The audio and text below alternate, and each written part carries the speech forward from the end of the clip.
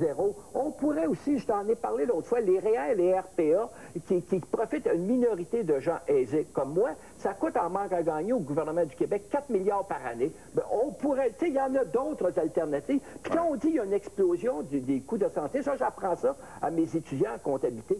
Quand il y a un problème ou quand il y a une augmentation, tu identifies le problème. Et l'explosion, premièrement, si les coûts de la santé n'augmentent pas plus vite qu'ailleurs, et puis si on identifie la cause des augmentations de la santé publique, c'est en beaucoup le prix des médicaments et le prix des salaires des médecins et des spécialistes, etc. Mais qu'on s'attaque à ça, puis il y a moyen de s'attaquer à ça. Si on avait un gouvernement qui était au service de la population en général, imposer un ticket modérateur, ça va freiner l'accessibilité. Moi, je l'ai toujours dit, il faut assurer à tous et à toutes l'égalité des chances face aux biens sociaux. OK, mais en même temps, on pourrait en prendre puis en laisser un ticket modérateur. Toi, si on va, par exemple, dans une clinique puis nous demande 25 $, moi, je suis d'accord de le mettre, mais à un moment donné, il faut voir où ça va aller. Quand tu as les spécialistes qui font 232 000 en moyenne, oui, et qui demandent 44 d'augmentation de salaire, là, tu dis, c'est pour ça que M. Castonguay intervient, oui, parce qu'il dit lui-même dans l'article. Oui, mais regarde, Benoît, toi puis moi, bon, on est des gens aisés. 25 $, c'est pas ça qui va nous affecter, mais regarde ce qui arrive aux États-Unis. On a des étiquettes modérateurs, il y a 47 millions qui n'ont pas d'assurance. Tu sais ce qui arrive? Les gens, bon, tu as un petit problème, tu as un point ici, tu as ça. C'est comme ça, il n'y a pas de dépistage. Aux États-Unis, les gens, même 25 $, c'est beaucoup aussi, les gens n'iront pas voir le médecin quand les signes précurseurs d'un problème de santé, etc., parce qu'ils n'ont pas l'argent. Encore parole d'Yves Séguin, il y a 80 % de la population au Québec qui gagne moins de 30 000. Mais pour ces gens-là, 25 $, c'est beaucoup. Puis c'est faux de dire que ça prend un ticket modérateur. C'est faux de dire qu'il y a des abus. C'est drôle, les mêmes affairistes nous disent toujours la même chose. Il faut augmenter le tarif de l'électricité parce qu'il y a des abus. Il faut augmenter le prix de l'essence parce qu'on abuse. Il faut augmenter les frais de scolarité parce qu'on abuse. C'est toujours le même discours, alors que c'est totalement faux. Il y aurait d'autres moyens de financer notre système de santé publique. Et je te dirais, l'an passé, il y a eu un sondage au Canada et au Québec qui a été fait. Et pour les Canadiens et les Québécois, ce qui tiennent le plus, la plus belle réussite depuis que la Confédération existe, c'est notre système de santé public, universel et gratuit. Et là, ben, il n'y a que petits affairistes qui, au nom, encore une fois, du bien commun, veulent le démanteler pour s'enrichir encore plus au détriment de la population. Pour que le privé puisse faire de l'argent avec le système. Pour conclure, Léopold, qu'est-ce que tu penses de la presse qui met ça en première page? Est-ce que c'est un choix éditorial ou c'est un choix économique, c'est un choix politique? Comment tu pourrais interpréter ça? Bien, il est bien évident que c'est dicté. Voilà, c'est ça qui est de la propagande. C'est comme ça qu'on farcit la cervelle. Les gens qui vont lire ça, parce que quand c'est publié dans les médias écrits, après ça, là, regarde aujourd'hui, les radios, les télés vont en faire beaucoup d'émissions. Là, on brainwash, on l'aliène, on résigne. C'est-à-dire, ça amène la résignation chez le monde. Ils vont dire, bien, c'est vrai, il n'y a pas d'autre alternative. Il faut qu'on paye un ticket modérateur. On n'a pas les moyens. C'est totalement faux. C'est voulu. C'est ça qui est de la propagande. C'est un manque à l'éthique. Dans ce cas-là, les médias écrits, entre autres la presse, ne se fait pas un instrument de conscientisation comme il devrait être, mais un instrument d'aliénation et d'exploitation du monde à leur propre profit. Ça, c'est scandaleux. Okay. Bien, merci, Léopold, d'être venu aujourd'hui, parce que vraiment, cette question-là du choix éditorial et du choix du propos aussi, je pense qu'il faut y réfléchir, puis il faut que les gens puissent aussi regarde, Benoît, je vais te donner un exemple. Moi, au cours des 5 dernières années, j'en ai envoyé peut-être une dizaine d'opinions dans la presse. Ouais. On les a jamais publiées. Ou quand je fais des études socio-économiques, ils viennent, mais on n'a jamais droit à la première page. Lui, paf! Tu sais, puis en plus de ça, c'était la première fois qu'on lui donne une tribune. Claude Castonguay surveille ça dans la presse, on le publie ou on mentionne, etc. Au moins, puis il se prononce surtout les baisses d'impôts, la privatisation d'Hydro-Québec. Lui, il est spécialiste dans tout. On va lui faire le message. Après la pause, si tu veux, tu peux rester. On va parler d'échangistes. Il paraît que c'est à la hausse au Canada. On reçoit Jean Hamel, président de l'Association des échangistes. Non, je ne resterai pas parce que ça va te donner des idées. J'ai peur de mon intégrité. OK, restez là, on revient après la pause. Obtenez le sourire plus blanc dont vous rêvez, tout en faisant de beaux rêves. Le nouveau dentifrice vraiment blanc nuit de Crest déloge les taches en surface durant votre sommeil. Et il vous permet de les enlever au brossage chaque matin avec le dentifrice vraiment blanc de Crest.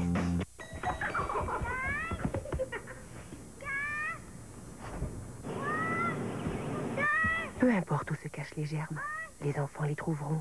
Fiez-vous à Monsieur Net pour tuer 99,9% des germes. Monsieur Net!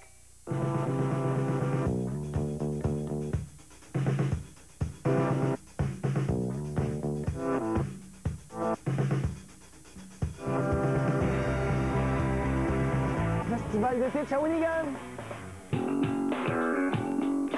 0%. Oui, tous les Tucson et les Santa Fe sont à 0% d'intérêt à l'achat. C'est ça, les 20 jours Hyundai.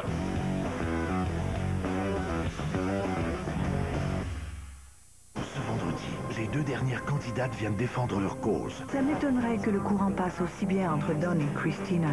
Si Don et moi, on est destinés à vivre ensemble, c'est ce qui arrivera. Qui veut marier papa? La grande demande, ce vendredi 21h.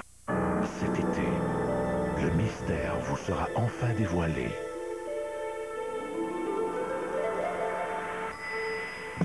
Décodez Guy Jodoin pour la première de Sucré Salé, ce lundi 18h30. En Géorgie, une ancienne république soviétique, les secours continuent d'affluer à la suite de dégâts considérables causés par des inondations. Le débordement des eaux a contaminé les sources d'alimentation d'eau potable, privant les résidents de la région d'eau. Les ouvriers tentent de reconstruire des ponts et de pomper l'eau qui a envahi les maisons. Des champs de maïs et des vignobles entiers sont submergés. De nombreuses maisons restent inhabitables. Et puis sur une note plus légère, le film très attendu, le fameux Da Vinci Code, jugé blasphématoire par certains dirigeants de l'Église catholique, est pressenti pour devenir le plus gros succès, la plus grosse bombe cinématographique de l'année. Il sera projeté en première mondiale demain soir à l'ouverture du 59e Festival de Cannes. En France, on voit Tom Hanks, la grande vedette. Le roman de Dan Brown sera présenté après avoir été adapté au cinéma par Ron Howard. Et bien sûr, si vous n'avez pas lu le livre, vous le ferez peut-être bientôt. François est encore dedans, mais vendredi, François, vous revenez là-dessus. Ben, je prends quelques secondes. Merci de m'ouvrir la porte, hein, Georges, parce que de fait, 40 millions d'exemplaires vendus. Et vendredi, on décryptera l'œuvre avec des gens de l'Opus Dei, avec des gens de l'Église catholique, bien sûr. Et vous qui l'avez lu, madame, monsieur, d'ailleurs, vous l'avez peut-être lu aussi. Oui. Tous ont lu ça. L'été dernier. Il y aura peut-être une petite surprise également vendredi là-dessus. On reste dans l'Église, c'est mon sujet d'aujourd'hui. Georges, est-ce que vous savez, si je vous dis la définition du mot tabernacle, petite armoire fermentée qui occupe le milieu de l'autel et contient le ciboire? Moi, je sais ce que c'est, comme ceux de ma génération. Mais il y a bien des gens qui utilisent ces mots-là à d'autres fins que ce pourquoi ils ont été créés. Hein? Alors, c'est un petit peu ça, mon sujet d'aujourd'hui. Il y a actuellement une campagne de pub menée à Montréal, mais elle vous rejoindra tous quelque part, parce qu'on s'en parle. Alors, d'où que vous soyez, on vit le même problème. Faisant en sorte qu'on redonne leur sens à des mots qu'on utilise à mauvais escient. Les genres de tabac, de si, de cas, de os et tout ce que vous voudrez, ça se dit puis ça n'arrête pas, je n'ose même pas le dire. Avez-vous l'impression que lorsqu'on prononce ces mots-là, on blasphème? Est-ce que ça vous choque? Est-ce que la campagne de publicité va donner quelque chose? Je vous raconte avec les détails et je vous montre dans un instant.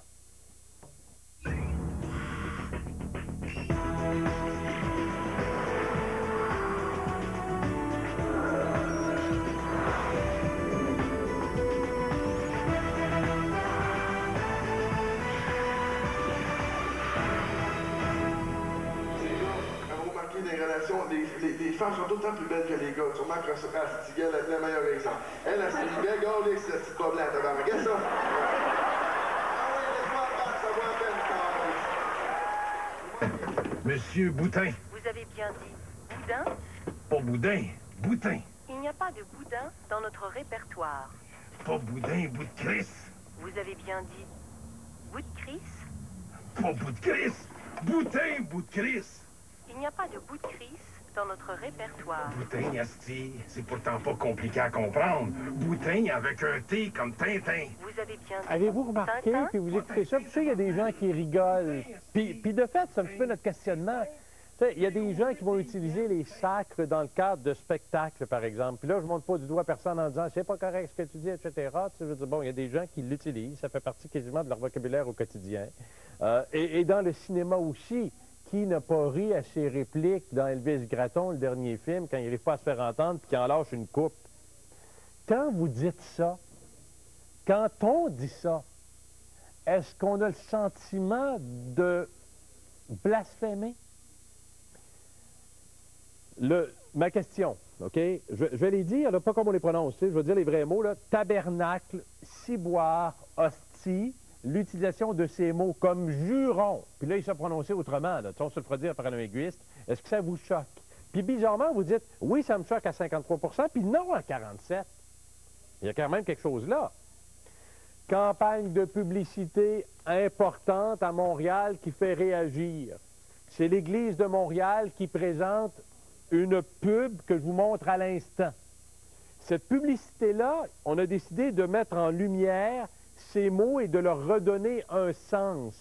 Tabernacle, petite armoire fermant à clé qui occupe le milieu de l'hôtel et contient le ciboire. C'est sur le parvis d'église à Montréal. Ciboire, qu'est-ce que c'est, ciboire?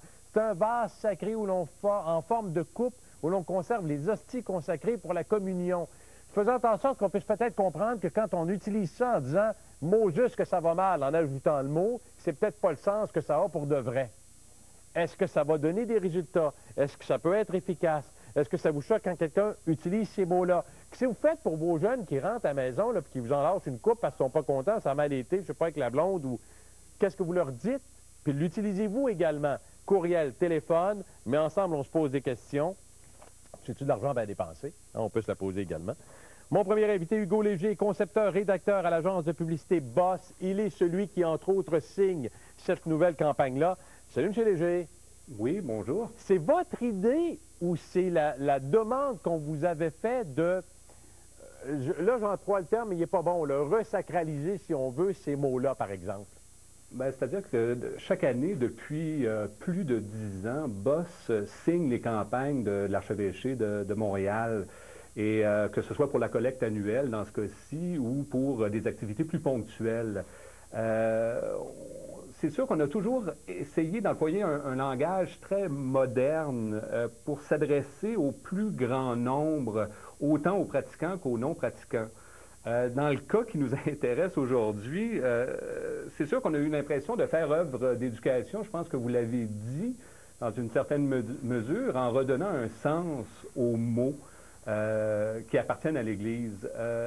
Œuvre d'éducation auprès, c'est sûr, des plus jeunes générations qui ont peut-être oublié ou qui ne savent tout simplement pas le sens premier de ces mots-là. Parce qu'avec la prétention que certains vont avoir, puis d'ailleurs, je le lisais à travers les textes qui sont sortis, il y a des gens pour dire un petit bonhomme de 10 ans peut apprendre à sacrer à l'école parce que ça commence bien jeune, puis il ne sait pas ce que ça veut dire, un tabernacle, puis un ciboire, puis un calice. Voilà. Il ne connaît pas.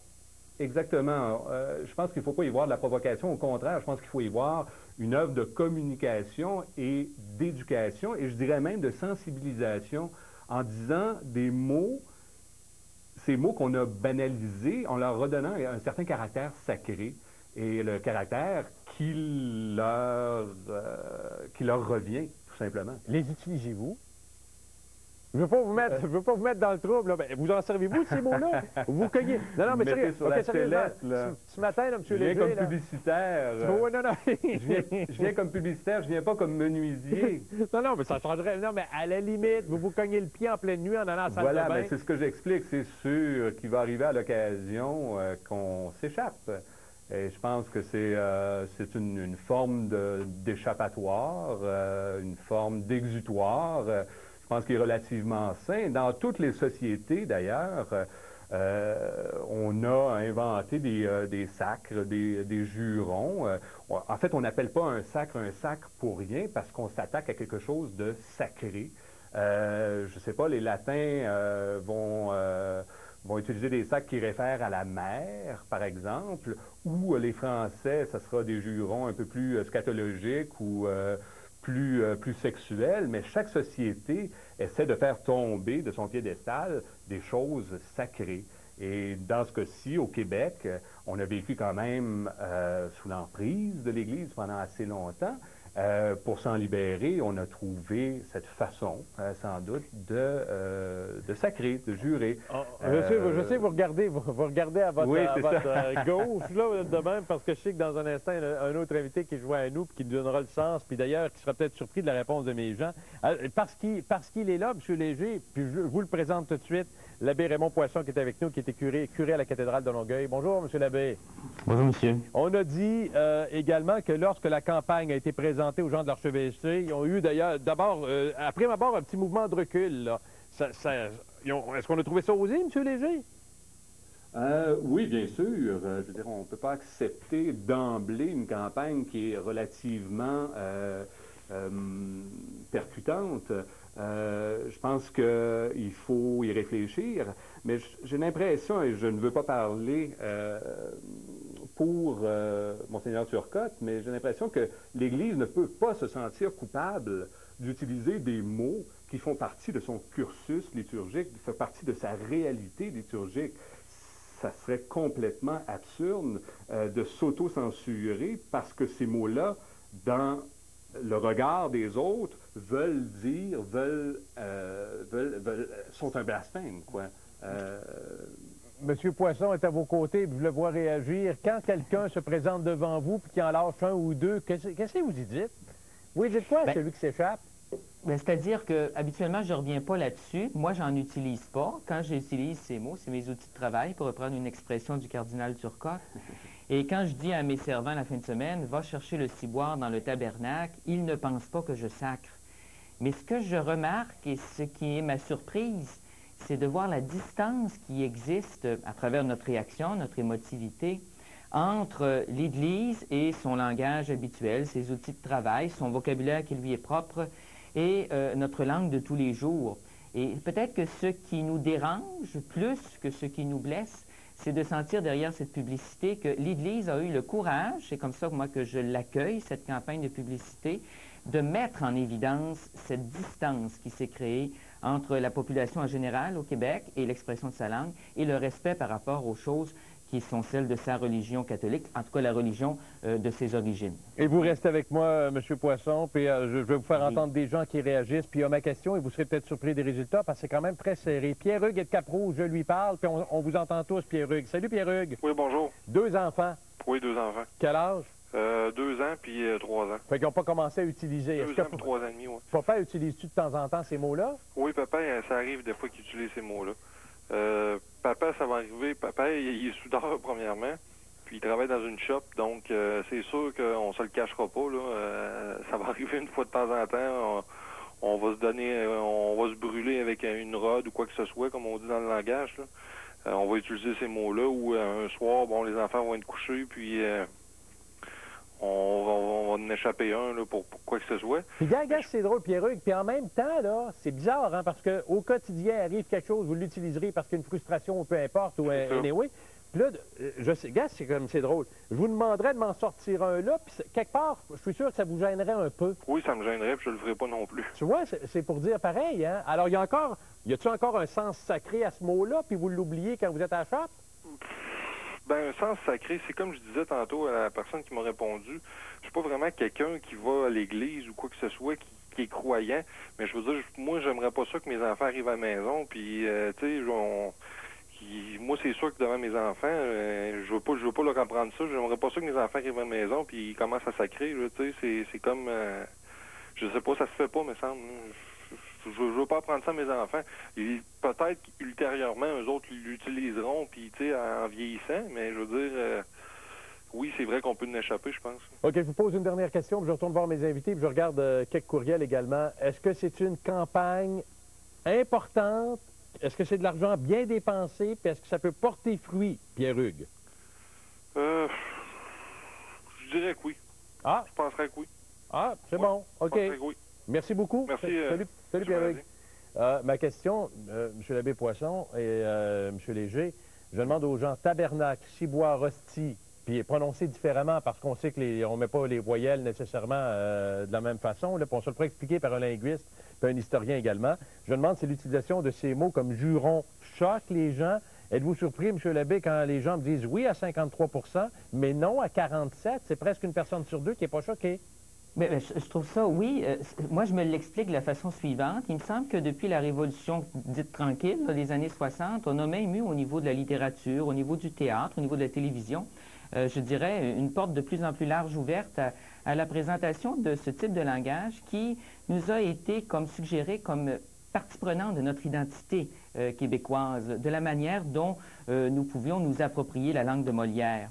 Je pense que l'intervention de monsieur était fort intéressante quand il a parlé de son milieu de travail, quand il a parlé de circonstances atténuantes, mais aussi de sa restriction interne, comme un peu gêné, en disant, ben moi, non, pas devant mes enfants, puis je voudrais pas qu'ils m'arrivent avec ça comme ça, ils sont trop petits. Puis, vous savez, on a quand même cette pudeur.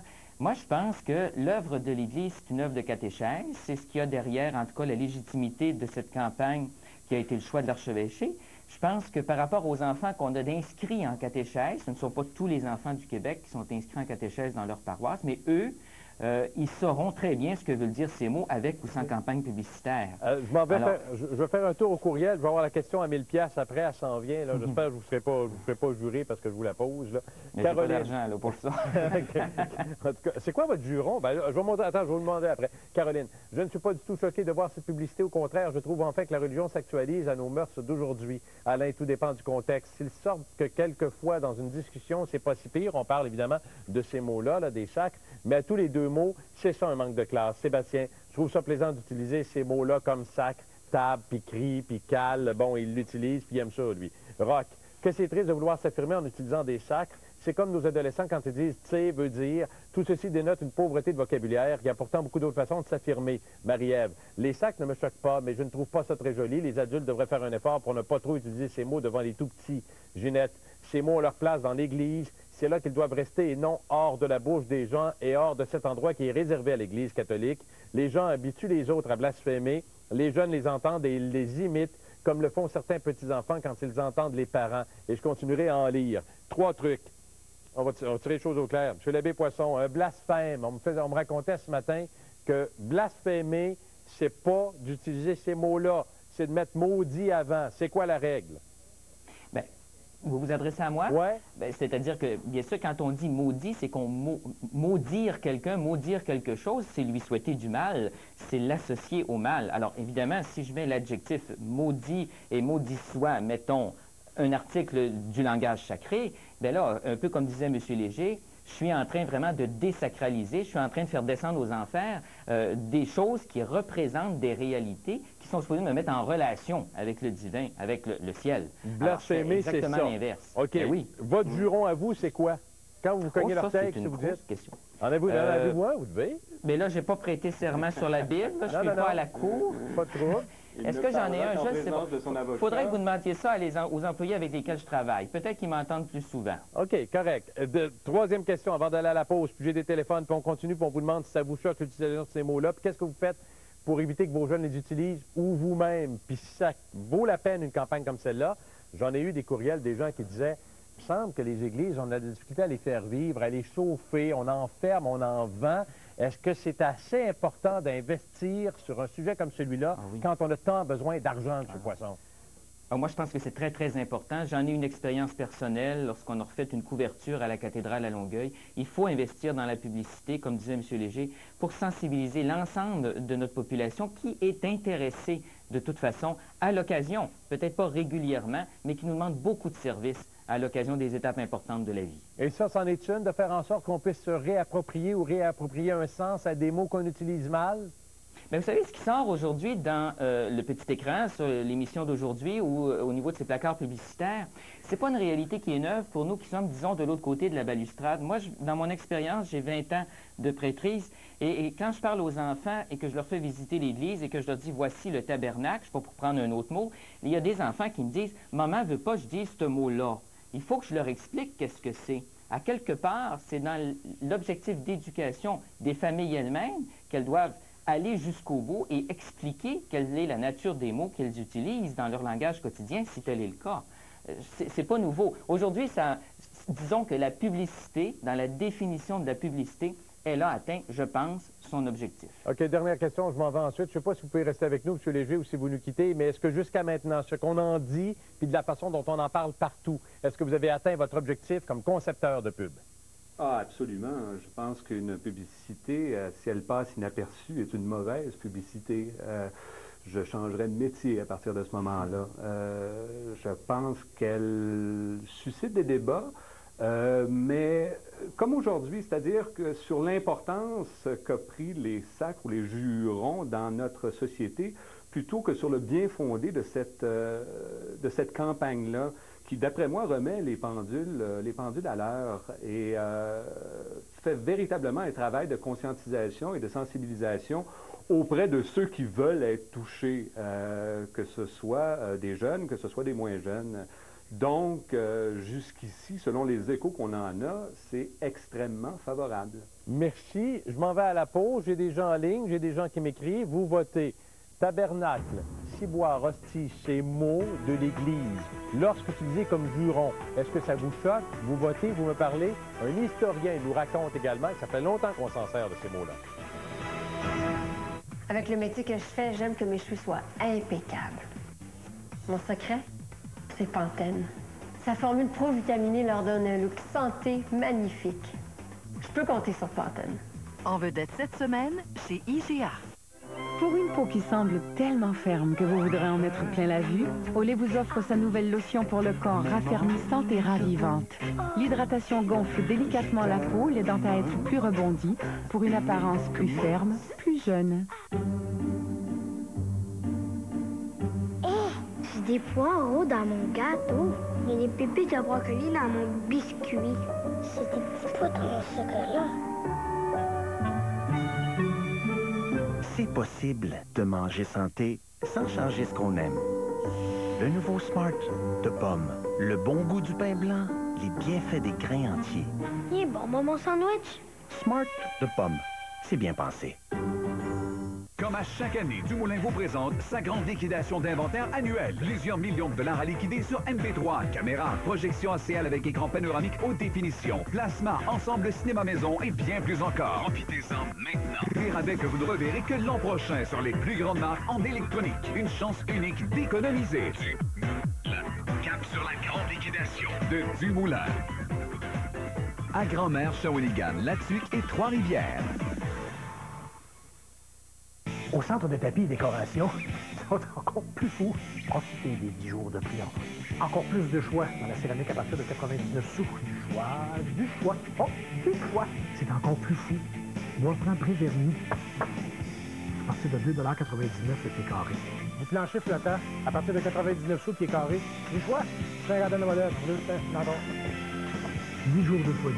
Jusqu'au 21 au centre de tapis et décoration. Faites rien sans nous voir.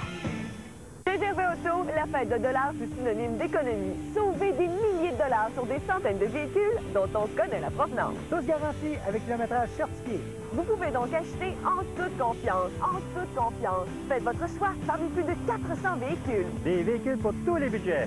Visitez le gervaiauto.com et trouvez le véhicule qui vous convient. Avant d'acheter, passez nous voir à Saint-Georges-de-Champlain. Ou à Saint-Louis-de-France pour retrouver les mêmes avantages. Chez Gervais, vous serez satisfait. Satisfait.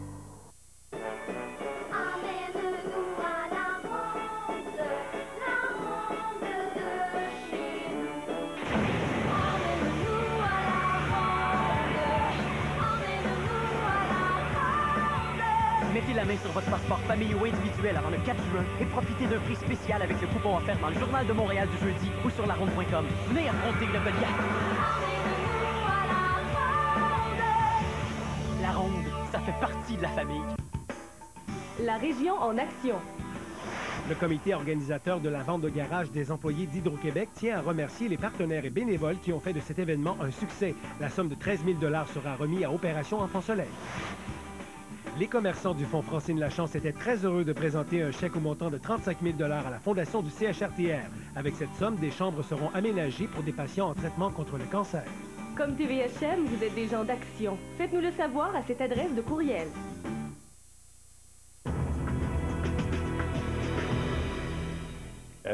Je vous lis des courriels aussi, il y en a beaucoup qui arrivent. Non, mais c'est parce que tu fais quoi? Je comprends là, le principe. Là, j'ai l'impression que tous ceux qui m'écrivent, jamais ils utilisent ces mots-là. Regarde, mon œil, là. Dans la mesure... Je dis à mon fils qu'il n'y a pas bien longtemps, à un moment donné, il s'échappe. Tu sais, Dieu sait que c'est pas fréquent. Il s'échappe. Puis là, je dis, ben, si t'es choqué, dis beurre de pinot, tu sais. Je m'en vais l'air de quoi? Tu sais, beurre de pinot. Moutarde, tu sais, ça marche pas. Tu sais, il y a de quoi qui... C'est comme Albert. Voyons donc, os, arrêtons d'en faire un cal de plat. Les gens ont leur cali, et de voyage. Bon, tu sais, on ne les mettra pas, là, mais sérieusement, il dit les gens se servent de ces jurons pour faire partie de la gang, avoir l'air dur et cacher une certaine insécurité. Ça fait partie des mœurs et de la culture. Certains m'écrivent ça. Pierrette, je pense que beaucoup de personnes disent aller à la messe et croire en Dieu. Ils ne se gênent pas pour sacrer en employant des noms religieux et même celui de Dieu. Arrêtons de blasphémer et suivons la bonne route. Denis, cela me choque car je suis de l'ancienne école et j'ai été élevé chez les Sœurs Grises. Elles nous ont appris à respecter ces mots et leur sens. J'essaie dans mon entourage de dire aux gens de ne pas blasphémer. Peut-être parce que le sens, les gens l'ont perdu puis ils ne le savent pas. J'aurais été curieux d'aller dans une école primaire, demander aux jeunes, tiens, par exemple, c'est lequel, celle-là? Tiens, on va aller celle-là. Tiens, par exemple, c'est quoi une hostie? Une hostie, c'est une petite rondelle de pain azime que le prêtre consacre pendant la messe. J'aurais été curieux de voir si un jeune aurait pu me donner la définition.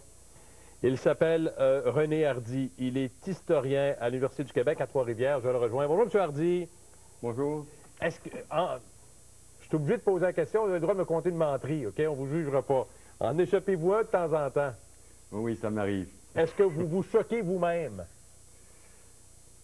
Non, je me choque plus.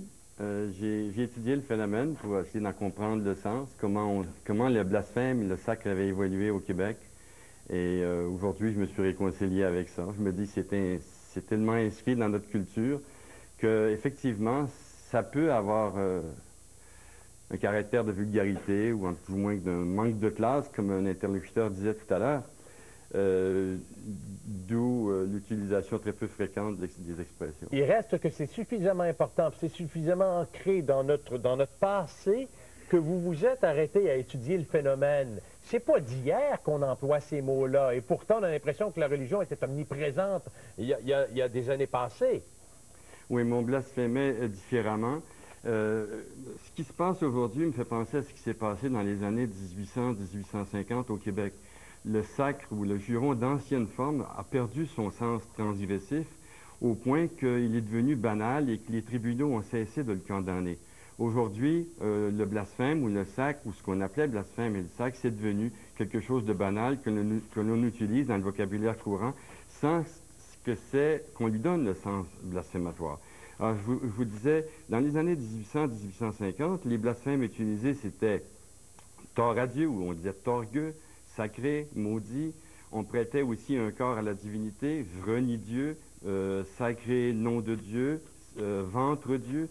Alors, ces expressions-là ont perdu leur sens transgressif et dans les années 1800-1850, les tribunaux ont cessé de condamner les sacreurs ou les blasphémateurs qui utilisaient ces expressions-là. Par exemple, en 1844, devant le tribunal de Trois-Rivières, un juge de paix doit traduire sacré tort Dieu au juge, le greffier, c'est-à-dire doit traduire pour le juge qui est anglophone cette expression, et au lieu de lui dire tort à Dieu, comme c'est le sens initial du terme, il traduit par damn twisted God, Dieu tordu. Alors vous voyez, ça a perdu complètement son sens de transgression, ça a même perdu son sens initial, comme aujourd'hui, hostie, tabernacle a perdu son sens initial, puisque les jeunes ne pratiquent plus la religion comme on la pratiquait anciennement. Et j'ai à mes côtés, puis je m'en vais voir Sonia Sherbrooke qui est au téléphone également, mais j'ai Claude Poirier qui est linguiste à l'Université Laval. Quand on dit qu'on peut faire du chemin sur des mots comme ceux-là, monsieur me dit, tu sais, en 1800, on utilisait des mots, puis il dit aujourd'hui, tabernacle. Les gens ne disent pas tabernacle non plus. Vous êtes linguiste, vous vous êtes intéressé aussi au phénomène. Bien, il s'agit en fait de deux langues presque maintenant, parce qu'il y a eu un phénomène de création de ce genre de juron dans le courant du 19e siècle, sans doute au début du 19e, justement au moment où l'ancien sacre, parce que l'ancien sacre c'était terrible, M. Hardy en parle avec raison, on disait mille dieux, on disait cordieux, notre torieux c'est une déformation de tout ça, notre vinguienne c'est une déformation de 20 dieux, etc. Donc au moment où ces sacres-là, où ces jurons-là ont commencé à s'atténuer, il en fallait d'autres. Alors, on a créé d'autres jurons de notre propre cru, mais c'est la même tendance, dans le fond. C'est les jurons religieux. Ce qui est prononcé, là, c'est pas le E dans tabernacle, c'est pas ça que les gens disent. Non, mais c'est surtout, c'est pas taber, c'est tabar. C'est ça. Parce que ça a été créé dans les milieux populaires et les mots étaient prononcés dans la façon dont on le disait de façon très populaire. Le curé ne disait pas comme ça, lui, mais les gens l'ont prononcé de façon populaire et ça finit par créer une deuxième langue, si on peut dire, une deuxième terminologie, si on peut dire. Alors, tout à l'heure, quand M. Poisson disait que quand il dit à son servant de messe, « Va me chercher le ciboire dans le tabernacle », Bon, que le jeune ne comprenne plus ce que ça veut dire, je comprends, mais en même temps, on voit bien que c'est pas la même langue. S'il avait dit « va me chercher les mêmes choses » avec des prononciations qui ressemblent à ceux des Sacs, le jeune aurait été stupéfait. Est-ce que ça légitimise l'utilisation des mots ou est-ce que ça les rend moins... C'est sûr que maintenant, ça les rend moins blasphématoires. Moi, je ne vois plus l'aspect blasphème dans les sacres québécois. Et ça, je pense que le tournant était la Révolution tranquille. Les sacres ont connu une apogée terrible. On le voit dans tous les romans. M. Poisson était bien documenté. D'ailleurs, on va le rejoindre. M. Poisson doit réagir à ce que vous dites là, certainement. Il est bien documenté, M. Léger aussi. Je trouve que leur analyse était tout à fait... M. Hardy également. C'est tout à fait conforme à l'analyse que j'en fais. Moi, j'insiste plus sur la valeur linguistique de ces choses-là. N'oubliez pas que les sacs sont devenus des superlatifs. C'est une création. Du point de vue de la création au Québec, c'est quand même prodigieux. On est parti d'un juron, d'un sac, d'un blasphème, qui est devenu une forme de superlatif, qui est devenu un verbe, un adverbe, un adjectif. Ça, c'est une création québécoise pour un linguiste qui est intéressante à étudier, disons. Ah oui, bien, M. Poisson, avez-vous vu, notre linguiste dit « il ne faut plus choquer ». C'est une autre langue dans une langue. Oui, mais moi, je ne suis pas choqué. Ce qui m'a surpris, d'ailleurs, j'ai fait l'expérience de cette publicité en quittant un wagon de métro avec un ami, il y a d'à peu près une semaine ou deux, et il y avait une affiche, et celle-là, c'était « Ciboire ». Alors, on est sorti, on a vu ça, on a continué, puis on est revenu voir, parce qu'on se demandait qui pouvait bien annoncer ça. On a vu tout de suite en bas « Église de Montréal, collecte annuelle » et la définition. Ça nous a surpris.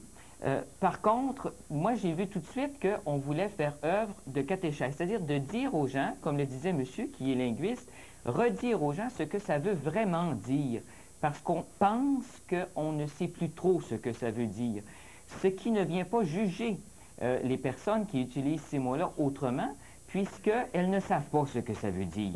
Je pense qu'il y a une grosse différence, et c'est là qu'est la notion de blasphème, entre savoir ce qu'on dit et le dire pertinemment parce qu'on veut dire quelque chose qui détruit une certaine réalité, et utiliser un mot, comme disait monsieur, qui est devenu un adjectif, un verbe. Je pourrais vous donner un exemple un peu amusant. À la cabane à sucre, j'avais vu sur un tableau, une ardoise, c'était marqué « oreille de Christ ». Et au lieu d'écrire C-R-I-S-S-E, du verbe français, je pense, crisser, c'est-à-dire faire rôtir, c'était écrit C-H-R-I-S-T. Alors, j'ai bien ri. Je me suis dit, ces gens-là... En avez-vous mangé? Bien, c'est-à-dire, j'ai commencé par dire au cuisinier et propriétaire de changer son mot, et j'en ai mangé, ils étaient excellents. Non, mais c'est vrai, c'est bon pareil. OK, je continue. Gabriel est de Laval. Je m'en vais au téléphone. C'est la ligne 5, Cynthia. Bonjour, Gabriel. Bonjour. Vous dites que vous êtes une ancienne sacreuse. Ben oui. Ça veut dire que vous c'est plus pantoute dans votre vocabulaire? Plus du tout. Comment ça? Depuis un peu plus d'un an. Pour le vrai, là? Pour le vrai. Ben voyons. Pour le vrai. Disons que je suis rendue à 2 maintenant. Puis pourquoi vous avez changé votre vocabulaire? C'est que j'ai un conjoint, un nouveau conjoint depuis plus d'un an.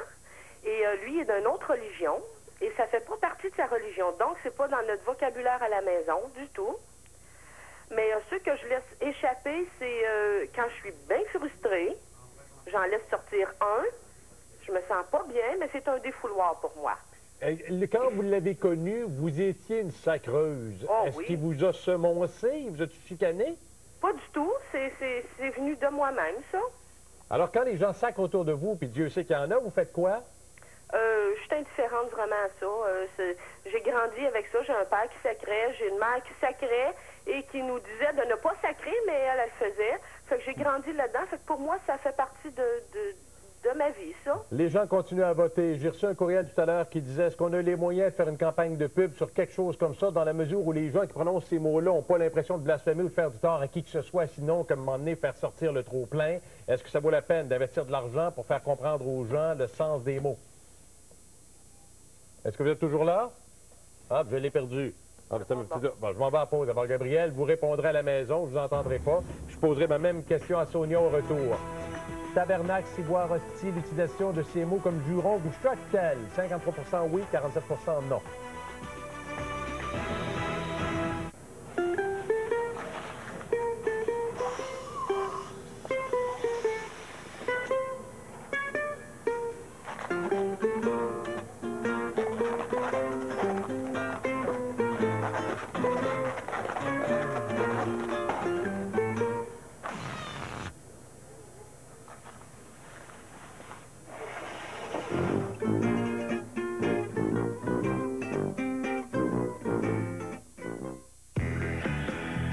place à Sa Majesté montant sur son trône. La reine du petit coin et son royal valet, Candu. Qui est-ce qui a poussé le tapis jusqu'ici? C'est moi qui fais tout avec Candu. Avec le métier que je fais, j'aime que mes cheveux soient impeccables. Mon secret, c'est Pantene. Sa formule pro-vitaminée leur donne un look santé magnifique. Je peux compter sur Pantene. En vedette cette semaine, chez IGA. Est-ce que je parle à un récipiendaire du prix du meilleur pâtissier de la province? Oui. Vraie crème versus fausse crème. Moi, j'ai toujours été vraie crème. J'ai ici une tarte au chocolat, le choix du président, 100% vraie crème. Si je vous dis que c'est une tarte surgelée, elle paraît pas. Qu'est-ce que vous ressentez dans la bouche? C'est bon. Vos papilles sont heureuses? Et entre la vôtre? Non, pas vraiment quand même. Voilà. La nouvelle tarte au chocolat, en page 11 de notre journal. Une tarte 100% vraie crème. Pas surprenant. C'est le choix du président. T'as vu, j'ai mes chaussures. Pas trop voulu dans le fond. Gagnant du Grand Prix du tourisme régional, le Festival d'été de Shawinigan vous offre des soirées inoubliables qui mettront en vedette Samantha Fox, les Cowboys fringants, Robert Charlebois, Jonas, hommage à Phil Collins, Jean-François Bastien et plusieurs autres. Et chaque soir, des feux d'artifice haut en couleur. Jusqu'au 4 juin, procurez-vous votre passeport en prévente au coût de 20 $ seulement. Du 24 au 29 juin, rendez-vous à Shawinigan Sud. Un vrai bon show, un vrai bon feu, c'est le Festival d'été de Shawinigan. C'est grand. C'est vaste. C'est gigantesque. C'est la méga vente d'inventaire chez Brick. Économisez jusqu'à 73 % sur les articles en liquidation. Vraiment? Vraiment. Et nous payons les 2 taxes sur les meubles et matelas. Les 2 taxes? Oui, les 2 taxes. En plus, prenez un an pour payer sur tout en magasin. Cet ensemble de salles à dîner est 1499 $. Une économie de 800 $. Ça, c'est des économies. C'est la méga vente d'inventaire chez Brick. Au Québec, Brick est imbattable. Je viens de passer quelques jours chez mes grands-parents et j'ai déjà hâte de retourner. Depuis qu'ils habitent à la résidence Richelieu, ils ont beaucoup plus de temps pour moi. On a fait plein d'activités, j'ai accompagné grand-maman au salon de coiffure et j'ai beaucoup mangé. Imagine, il y a 8 choix de menus à la salle à manger. Ils vivent dans un environnement très sécuritaire, le personnel est super sympathique. Il y a même une infirmière qui s'occupe des petits bobos de grand-papa. Moi, quand je vais être grande, c'est à la résidence Richelieu que je veux rester. Cette nuit à Montréal, une dame de 73 ans a été gravement blessée après qu'un incendie ait ravagé sa résidence. Famille arrachée aux flammes grâce au courage des pompiers de Saguenay. Des histoires comme celle-là, on en entend très souvent parler dans les médias. Vous êtes-vous déjà demandé ce qui arrive après? Améliorer la qualité de vie des grands brûlés du Québec, ça aussi, ça nous tient à cœur. Participez au concours L'Autopompier Distributel en vous procurant une carte d'appel spécialement identifiée et aidez ainsi les grands brûlés du Québec. À l'émission, on vous fait le portrait d'une jeune femme de la région qui a gagné un prix dans le cadre du concours Chapeau les filles. Elle est génie en construction. On donne tout le détail. Et on reçoit Sébastien Lépine qui nous propose son spectacle Les cordes en délire le 19 mai. Ce mardi, de bouche à oreille, après les centaures de Guy Jodoin, on se la coule douce. Passez-vous le mot. De bouche à oreille, ce mardi 19h à TVA. Une présentation du choix du président. De bouche à oreille, le livre, en vente partout. Est-ce que ça vous choque quand quelqu'un utilise ces mots comme jurons, ceux que l'on vous décrit maintenant, que vos jeunes ne connaissent peut-être pas par rapport à leur sens? Vous dites oui, ça vous choque à 54 %, quand bien même non à 46 %. C'est-à-dire qu'il y a une personne sur deux, globalement, qui entendrait quelqu'un utiliser le mot, puis les oreilles ne frisent pas, là. Fait important. Il y a des gens qui m'écrivent, puis par téléphone disent, est-ce qu'on a les moyens de se payer des campagnes de pub comme celle-là? Est-ce que le jeu en vaut la chandelle? C'est-tu si important que ça, alors qu'on manque de sous pour faire fonctionner bien des églises, qu'on en vend, puis qu'il faut en chauffer, puis etc. À ça, une réponse importante de M. Léger. M. Léger, que les gens sachent que ce que vous avez fait là, c'est pas contre rétribution. Non, voilà, je pense que c'est très important de préciser. Tout ceci est fait de façon bénévole. Ça fait partie des bonnes œuvres de l'agence. Et tout le média, ce qu'on appelle le média, toutes les annonces qui sont placées autant en affichage que dans les journaux, est donné gracieusement par les différents médias. Donc, il faut quand même préciser cette chose-là pour pas qu'on assimile cette entreprise-là à une entreprise, comment je dirais, pour faire des lucrative. sous. Lucrative, voilà, exactement. À défaut d'être payé en espèces sonnantes, vous êtes payé en indulgence. Il n'y a pas de Voilà, problème. exactement. Tout à fait. Donc, un travail. est béni. Tout à fait. Ah, c'est correct. Sonia est de Sherbrooke, je lui parle, elle est au téléphone. J'ai mes invités, si vous voulez. M. Poisson, on va revenir, M. Labbé, puis j'ai M. Tardy aussi, M. Poirier. Sonia, bonjour. Bonjour. Vous êtes d'accord avec cette campagne? Oui, je suis entièrement d'accord. Et d'un, parce que en plus que c'est gratuit, ce que vous venez de mentionner, c'est très bien. Mais je pense qu'on doit ramener les choses à ce qu'elles sont.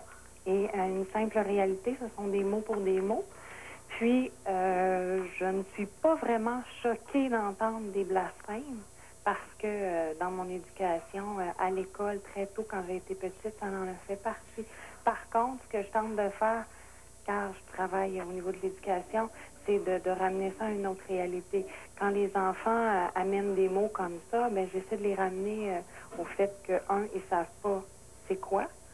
Alors, je les questionne quant à savoir ce qu'ils savent, ces mots-là, et qu'est-ce que ça représente, et je leur ramène, moi, ce que je sais. OK, mais un langage enfantin, là. Je comprends quand le petit bonhomme ou la petite bonne femme, parce que ça commence très jeune, puis à un moment donné, il y a un mimétisme, là, à 7, 8, 9, 10 ans, disons. Ah, c'est encore plus jeune que ça. Ah oui? Moi, je travaille au niveau préscolaire, et souvent, un jeune de 3 ans va lâcher des cas, puis des si, puis des tas.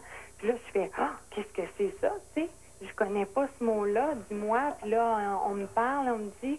Puis là, je dis, là, j'amène ça à autre chose. C'est pareil comme le fameux majeur que les jeunes montrent. Oui, le fameux doigt d'honneur. Je pense que là où il est le problème, c'est la réaction des adultes face à ça. Mais je veux rien savoir comment... Donnez-nous un truc, parce que vous dites que vous travaillez avec des enfants tout petits, mais face à un ado de 15 ans, 16 ans, avec ses chums, qui a l'âge de 3, qu'est-ce que Sonia va y dire? Tu sais, vous y dire 10 barreaux de chaise, si t'es choqué, il y a des chances qu'ils se virent de bord, hein? Oui, là, c'est sûr que tu m'embêtes, là, parce que je travaille pas avec des jeunes de 15 ans. Par contre, ce que je voulais amener, c'est que la publicité ramène les choses à une réalité. Et si on commence très tôt et très jeune à démystifier et à ne pas capoter quand le jeune sac ou bien quand le jeune pose des gestes, comme que je vous ai dit tout à l'heure, mais de ramener ça à quelque chose de simple, comme moi, le jeune qui me montre son doigt, là. Tu sais, je vois des parents sophistiqués, se fâcher. L'enfant vient de poser un geste qui ne sait même pas ce que ça veut dire. Le parent capote. L'enfant dit « Oui, réaction, je vais recommencer ». Si, au contraire, on disait « Ah, oui, ça, c'est le majeur », parce que généralement, l'enfant, quand il monte, il ne sait même pas que ça s'appelle un majeur. Puis là, tu l'amènes à l'index, puis à l'autre, puis à l'autre. Ben, tu viens de comme... je dirais casser là, tout l'impact que ça pourrait avoir. Parce que les jeunes, à la base, quand ils utilisent des termes comme ça, c'est pour nous choquer. OK. Puis pour nous faire réagir. Bien, l'abbé Poisson le disait aussi, le jeune veut faire partie de sa gang, parce que dans la gang, on l'utilise également. Merci du commentaire. Je m'en vais encore au téléphone. Si vous voulez intervenir, M. Poisson, vous ne gênez pas. Quand je suis au téléphone, vous avez le droit de reparler aussi aux gens, M. Léger aussi. Oui, puis mon invité, M. Poirier, puis M. Hardy, qui nous écoute, qu'on va retrouver tout à l'heure. Julie de Québec, je trouve ça intéressant, parce qu'il est arrivé ce midi de l'école, puis la maîtresse n'était pas contente contre lui. Allô, Julie? Oui, bonjour. Puis là, on vous écoute tous, puis on va tous peut-être réagir. Qu'est-ce qui est arrivé avec votre garçon ce midi? Bien, c'est ça.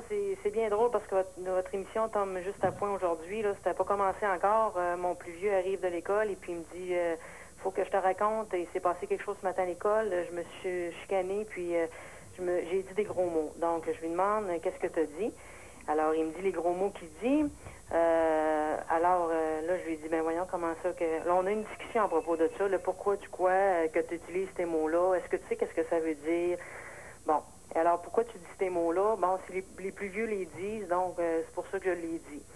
Alors, on a une petite discussion à propos de ces mots-là. Et puis, là, je lui mentionne, regarde, les plus vieux, c'est pas ça qui va faire en sorte que toi, tu deviennes un homme en utilisant ce langage-là et en ramenant toute l'origine de ces mots-là par rapport que ça appartient à l'Église. Et puis, ce que je veux dire, c'est qu'à quelque part, c'est notre rôle à nous, les parents. Moi, bon, je suis catholique, je suis pas réellement pratiquante, sauf que je connais l'importance de ces mots-là. J'ai été éduquée de manière à ne pas les utiliser. C'est sûr que je les ai utilisés étant jeune, moi aussi. Je comprends le phénomène. On veut imiter les plus vieux et tout ça, c'est important. Puis, mais quand j'arrivais à la maison, c'était drôle, mais je les utilisais jamais devant mes parents. Parce que mes parents m'avaient éduqué comme ça, puis que je comprenais le sens. Mais en dehors de l'école, on veut paraître, faire partie de la gang et tout ça. Sauf que plus tard, ça nous revient, ça. Puis moi, là, c'est à mon tour d'être parent. Et puis je me dis, je veux pas que mes enfants parlent comme ça. Je veux qu'il y ait un langage approprié. Je veux qu'ils soient respectueux parce qu'aujourd'hui, on travaille à gagner le respect auprès des enfants, auprès de l'autorité et tout ça. Mais en même temps, vous direz que 46 des gens qui répondent à notre question ne sont pas choqués par l'utilisation de ces mots-là. C'est que l'œuvre d'éducation, M. Poisson, M. Labbé, avant d'aller à la pause, je vous la lance, mais l'œuvre d'éducation, puis le fait qu'on veuille améliorer notre culture, notre vocabulaire, etc., il y a une personne sur deux à peu près qui ne choque même pas quand utilisé. Donc, on je va pas trouve très intéressant, M. Verdet, je trouve très intéressant l'intervention de Julie comme maman. Et elle a appris à son enfant, et elle le fait elle-même, qu'il y a un effort pour s'exprimer. Et il y a un effort de respect, non seulement par rapport à des réalités comme les sacres, les réalités qu'elle figure, mais par rapport à l'autre personne, par rapport à notre émotivité, dans le fait d'essayer d'exprimer notre colère, mais avec des mots qui vont pouvoir vraiment dire ce dont il est question. Moi, je trouve que par rapport au sacre ou au blasphème, il y a comme deux échelons. Il y a quand vous vous cognez un pouce avec le marteau, puis là, il y a quelque chose qui sort, mais il y a aussi l'autre langage. Et je pense que c'est lui qui dérange moins, mais qui en même temps, moi en tout cas, me fait le plus mal au sens où chaque phrase, les verbes, comme les sujets, comme les compléments, sont associés à des mots d'Église.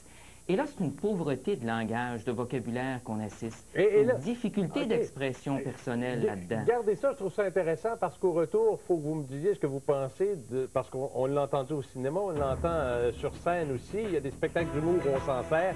Est-ce que ça vous choque? Puis Isabelle de Saint-Hyacinthe a un truc pour que ça sac moins à la maison. C'est payant, vous allez voir.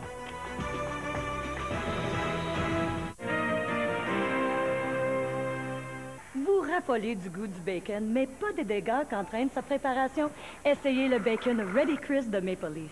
Maple Leaf ont entièrement cuit pour vous du vrai bacon, puis l'emballé sous vide sans agent de conservation additionnel ajouté. Quelques secondes suffisent pour le réchauffer au micro-ondes. Jamais il n'a été plus facile de savourer du bacon croustillant de Maple Leaf. Idéal pour le petit déjeuner, les hamburgers ou les salades. Le bacon Ready Crisp de Maple Leaf.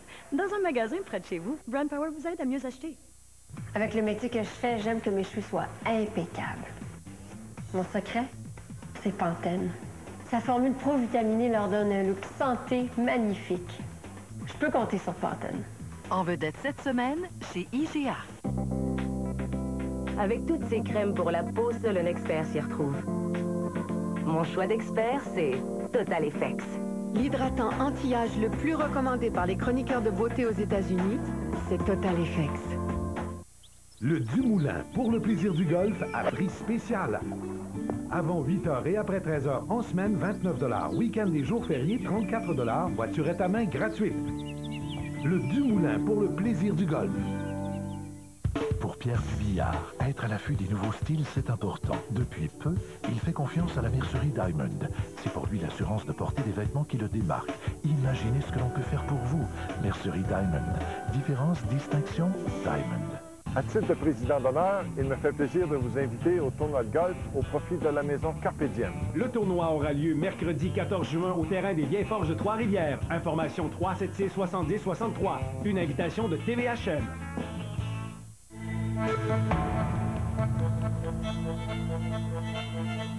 Prise 2, une nouvelle chaîne spécialisée du groupe TVA. Contactez votre télédistributeur dès maintenant. Savez que plus tard, papa, il y en a qui vont se rappeler de moi. Portes et fenêtres J.M. Ferron. Depuis plus de 30 ans, une histoire de réussite. Installée à Yamachiche depuis 1975, Portes et fenêtres J.M. Ferron est une entreprise familiale où l'apport de chacun mène au succès. Chez J.M. Ferron, c'est la force d'une équipe d'expérience qui ne cesse d'innover pour répondre aux exigences de sa clientèle résidentielle ou commerciale. Oui, J.M. Ferron, des gens soucieux et fiers du travail bien fait.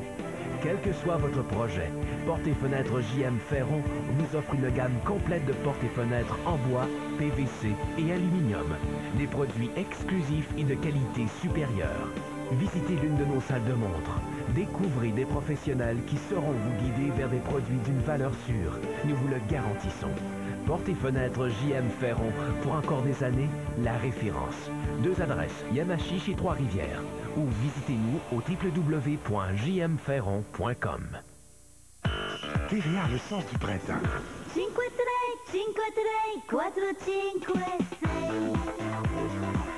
J'adore chanter puis j'adore danser.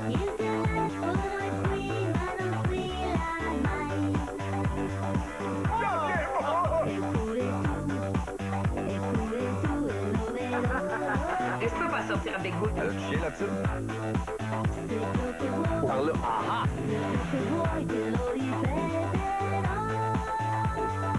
Et maintenant? Vous n'avez rien vu. Je t'aime vraiment. Épouse-moi. Je t'aime à la folie.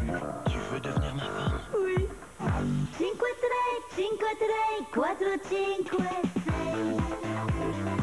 C'est quand même incroyable. Dormir.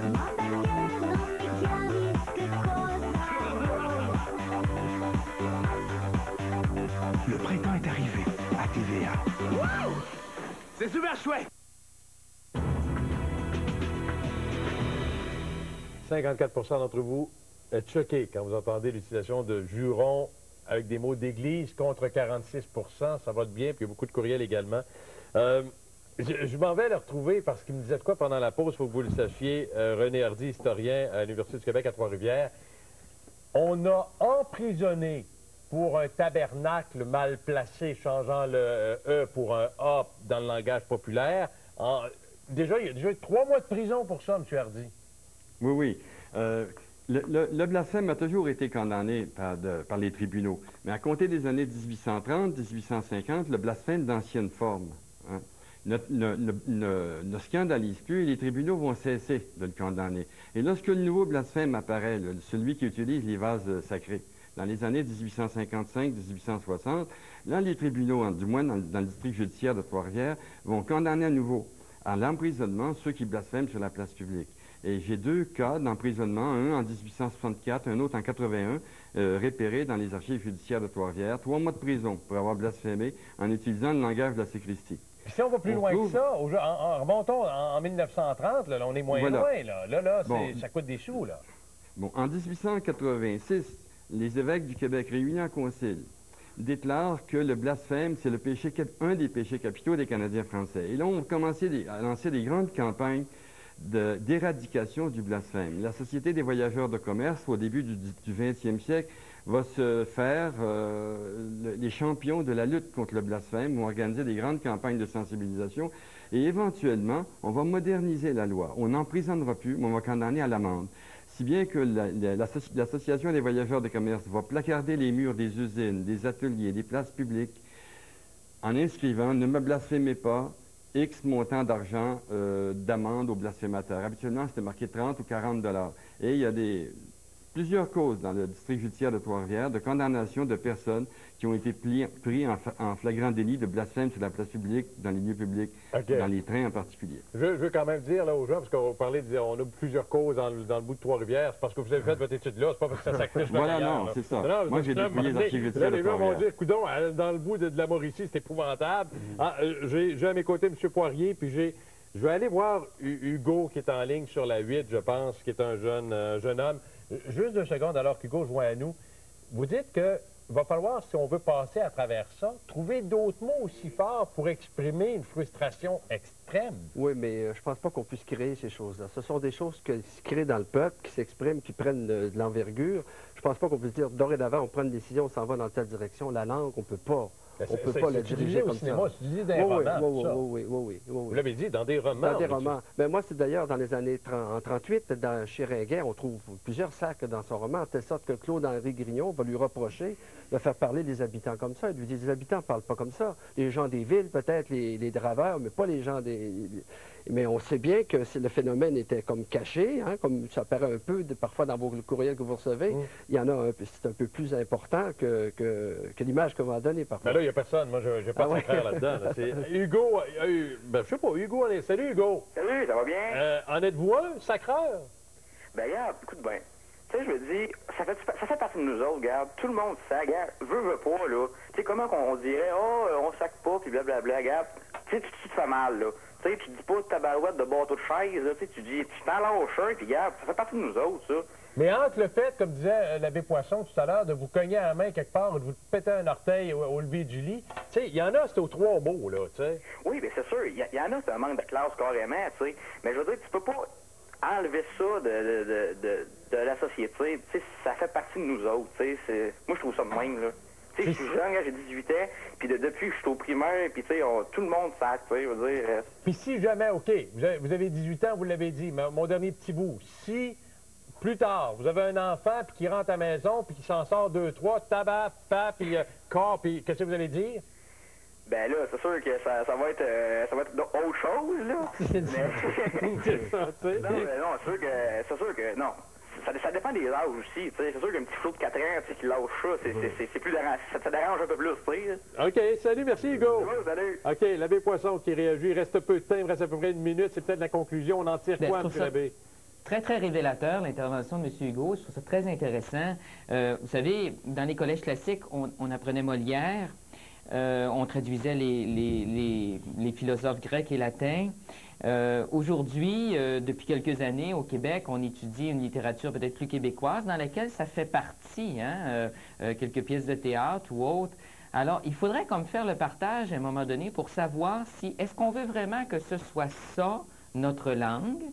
Et si oui, je pense qu'on l'a dit dans notre émission, qu'il n'y avait pas nécessairement d'accent blasphématoire de ce côté-là.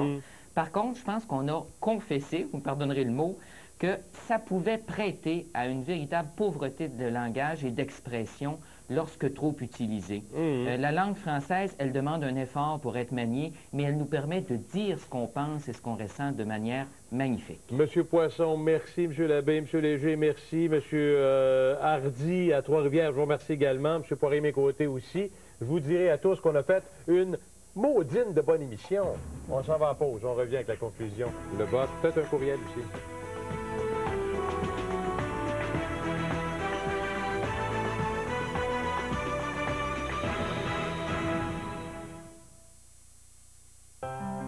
Le respect et l'attachement pour ses concitoyens ont mené la famille Rousseau à s'impliquer dans la communauté depuis 3 générations. Au fil des ans, le dévouement a guidé chaque geste posé pour venir en aide à ceux qui en ont besoin. S'investir auprès des gens, un engagement pour les générations futures. Encore plus présent avec de nouveaux salons, le Centre funéraire Rousseau, par respect pour ceux qu'on aime. J'en peux plus. C'est rendu compliqué d'être un homme. Tout est en fonction des femmes. L'amour, la famille, les chums, c'est rendu que je peux même plus m'habiller comme je veux. Avez-vous envisagé la promotion pour hommes seulement au Centre Les Rivières, du 15 au 28 mai? Tout a été pensé pour vous. Vente trottoir, billard, dégustation de bière, voiture, moto et démonstration Craftman. Vous pourriez même gagner un spa de Piscine Les Forges. Ma blonde me laissera jamais y aller tout seul. Mode de vie, Les Rivières. Au centre de tapis et décoration, ils sont encore plus fous. Profitez des 10 jours de prière. Encore plus de choix dans la céramique à partir de 99 sous. Du choix. Oh, du choix. C'est encore plus fou. Bois franc pré-verni. À partir de 2,99 $ le pied carré. Du plancher flottant à partir de 99 sous le pied carré. Du choix. C'est un modèle. 10 jours de folie. Jusqu'au 21 au centre de tapis et décoration. Faites rien sans nous voir. Nelson à Neptune. Véritable album souvenir. Prise 2 fait revivre pour vous les grands classiques de la télé. Attention. Est-ce que tu peux repérer quelque chose? Docteur Smith, attention! N'aie pas peur, Smith est là. Qu'est-ce qui se passe au secours? Prise 2, une nouvelle chaîne spécialisée du groupe TVA. Contactez votre télédistributeur dès maintenant.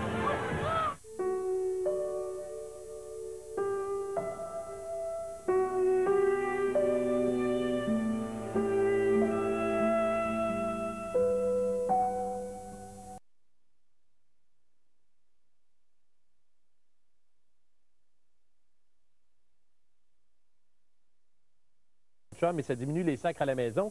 Ghislaine a fait la même chose. Chaque fois qu'elle s'échappe, elle met 25 sous dans un pot. Finalement, elle se ramasse à sa grande surprise avec une dizaine de dollars dans son pot. C'est là que tu te rends compte que tu l'utilises peut-être un peu mal. Ma question, tabernacle, ça c'est le terme exact, on sait ce que ça veut dire, ciboire, hostie, l'utilisation de ces mots comme juron vous choque tel, oui 54 %, non 46 %. Salut, à demain. Bye bye. Vous pouvez prendre connaissance des réactions nombreuses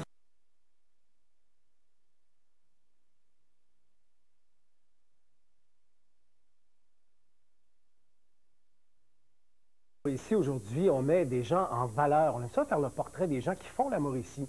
Et en deuxième partie de l'émission, j'ai le plaisir de vous présenter Marie-Hélène Benoît, qui a participé au concours Chapeau les filles. C'est la 10e édition. C'est une fille de chez nous qui s'est démarquée dans un métier qui est traditionnellement réservé aux hommes. D'ailleurs, c'est la mission du concours. Et Marie-Hélène sera avec nous pour nous parler de son métier dans quelques instants. Le 19 mai prochain, à la Maison de la Culture, on vous invite à voir et entendre un spectacle qui sort un peu de la norme de la formation classique, ce qu'on est habitué d'entendre habituellement. On vous présente les pièces comme le compositeur veut bien les présenter, ça c'est vrai, mais il y aura une couleur différente. Et c'est une belle association entre Sébastien Lépine, qui est avec moi aujourd'hui, et Antoine Bareil. Bonjour Sébastien. Bonjour Martin. On aurait aimé présenter Antoine aujourd'hui, mais je pense qu'il y a à l'extérieur, une obligation à l'extérieur aujourd'hui. Mais il faut préciser, Antoine est violoniste. Oui. Toi, tu es violoncelliste. C'est ça. Des duos, tu en avais déjà fait, entre autres avec ta sœur. Oui. Piano et violoncelle. Ça fait partie du métier de jouer avec plusieurs personnes, plusieurs formations. Travail d'équipe. Oui, c'est ça. Mais l'association entre Antoine et toi, ça s'est fait comment? Et cette idée-là de présenter le spectacle, soit dit en passant, s'appelle Cordes en délire. Ça nous lance dans le thème un peu. En fait, c'est venu, tous les deux, on étudiait au conservatoire, puis l'an passé, c'était le 40e anniversaire du conservatoire de Trois-Rivières. Et puis, j'ai eu une idée de faire un concert, une participation à ce concert-là, puis j'ai demandé à Antoine de venir jouer avec moi. Tu n'avais jamais joué avec? Jamais joué. Peut-être rarement là, sur des petits gigs ou... C'est ça, des funérailles, des mariages, des choses comme ça. Mais jamais dans un concert. Donc, ça a super bien été, un coup de foudre, là. Et puis, à partir de ce moment-là, on a dit, ben pourquoi pas faire un concert. Et puis là, on s'est mis à délirer, vraiment à faire des folies. Puis là, à se dire, bon, on pourrait faire telle chose. Et puis là, on a commencé à mettre ça sur papier, trouver des pièces qui sont peu communes. Parce que nous autres, les sentiers battus, on essaye d'en déroger. Ça veut dire quoi, des pièces classiques peu communes qu'on entend moins, qui sont moins... Ben, en fait, dans ce concert-là, il y a un standard, c'est la sonate de Ravel. De Maurice Ravel, c'est probablement la pièce la plus connue pour la formation violon-violoncelle. Mais sinon, il y en a d'autres standards, mais on a voulu aller chercher quelque chose que les gens n'ont pas tendance à écouter. Moins commun. Moins commun. Tout aussi beau. Et puis en plus, ben, ça va faire un fil conducteur aussi pendant tout le spectacle. C'est ça qui est un peu différent. Souvent, on ajuste un concert par rapport aux pièces, mais là, c'est des pièces qui sont comme ajustées pour le spectacle. Je disais que vous avez choisi des pièces de compositeurs qui sont décédés dans les années 40, 50, qui sont relativement jeunes dans le domaine de la musique classique. Ouais. Donc, c'est un qui avait été annoncé il y a quelques années par les libéraux. Cependant, on félicite les gestionnaires en place depuis 2003 pour avoir redressé une situation difficile. Toutefois, Sheila Fraser relève un certain nombre d'erreurs comptables qu'on peut présumer volontaires pour avoir caché des dépassements de coûts, embelli des rapports soumis au Parlement, ce qui contrevient évidemment à toutes les règles. Par exemple, 2004-2005, il y a un trou de 21 millions de dollars qui n'a pas été déclaré. Écoutons là-dessus la vérificatrice. Et si la dépense avait été inscrite comme nous croyons qu'il aurait dû, le centre aurait dû demander des crédits supplémentaires. S'ils n'avaient pas demandé des crédits, ils auraient démontré un dépassement du montant autorisé par le Parlement, ce qui est une chose très sérieuse au gouvernement. Mme Fraser, qui est la vérificatrice générale, quand même, a d'autres inquiétudes, d'autres soucis d'inquiétude pour le gouvernement, parce que des milliards, on en perd ailleurs. Hein? Oui, absolument. Recouvrement des impôts et des taxes impayées, Pierre, ça s'élève à ce jour à 18 milliards de dollars, ce qui est énorme. L'Agence de revenus du Canada prévoit en recouvrer 13 milliards. Ce n'est pas assez, dit la vérificatrice. Revoyez vos méthodes, refaites vos devoirs. Énorme, effectivement. Moins bonne nouvelle, le recrutement des futurs soldats pour l'armée? Oui, ben voilà, je vous dis brièvement.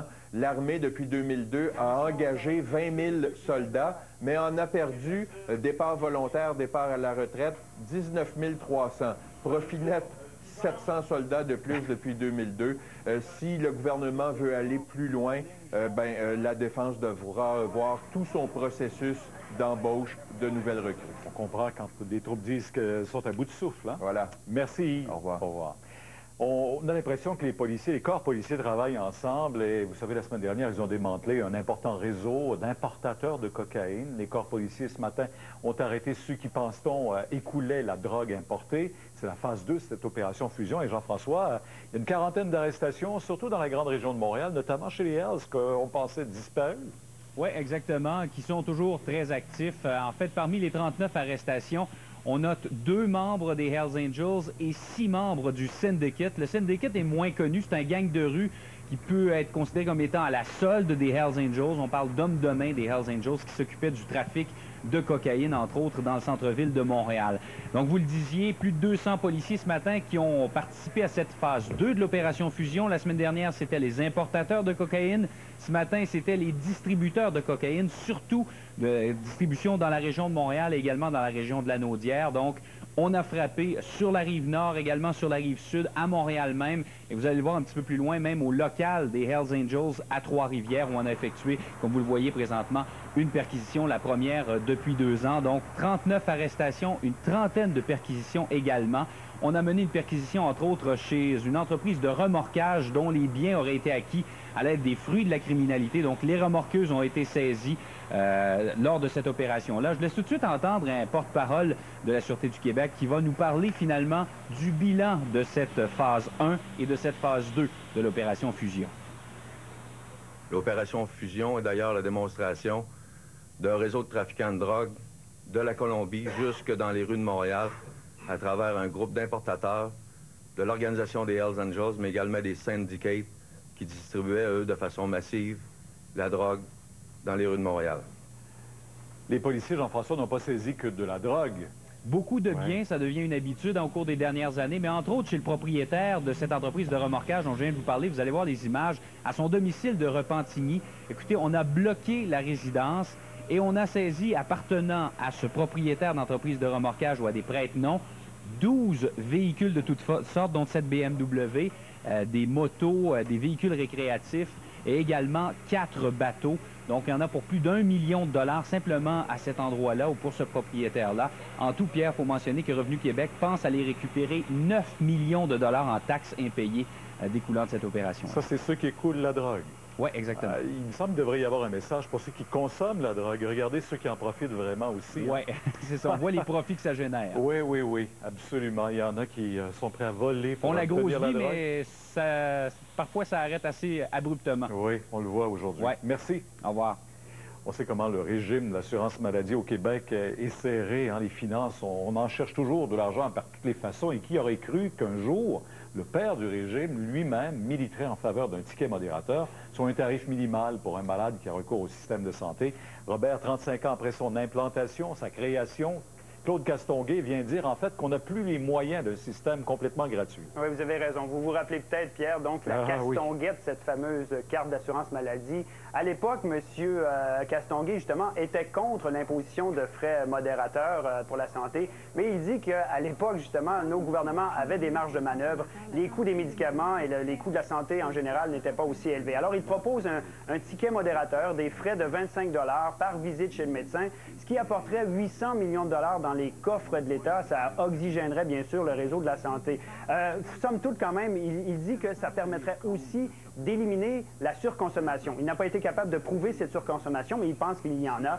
Et il dit que ça permettrait de faire plus pour le réseau de la santé. On écoute là-dessus M. Castonguay, qui quand même croit en ce système gratuit, continue à croire en ce système universel et gratuit. Je crois aussi qu'on doit protéger notre système public. Mais pour le protéger, le conserver, il faut trouver de nouvelles sources de financement. Et moi, je crois que l'imposition de frais modérateurs est la meilleure source qui se présente présentement. Et comment c'est reçu par le ministre Couillard?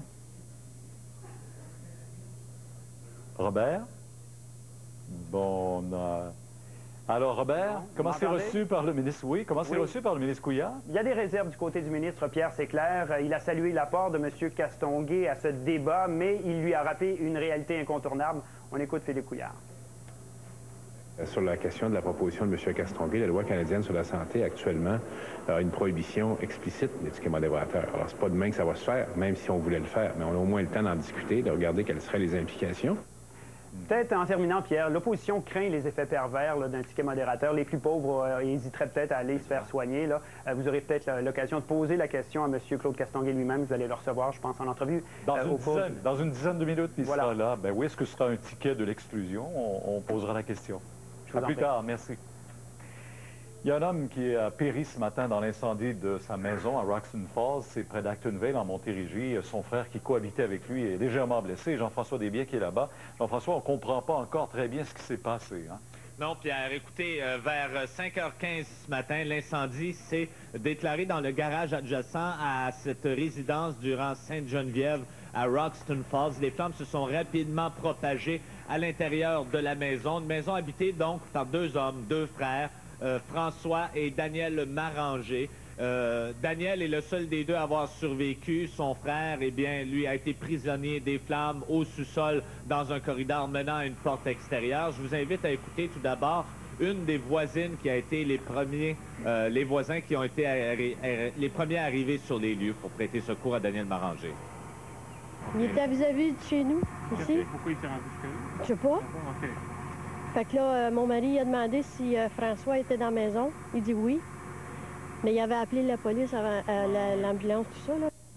Jean-François, est-ce que ça pourrait être un incendie d'origine criminelle? Oui, on nous confirme que c'est d'origine criminelle. Maintenant, comment le feu a été allumé, les expertises et les analyses en laboratoire vont permettre de le déterminer. Ce que je peux vous dire, c'est que les deux hommes étaient connus de leur voisinage pour avoir une santé mentale fragile. On parle de schizophrénie dans ce cas-ci.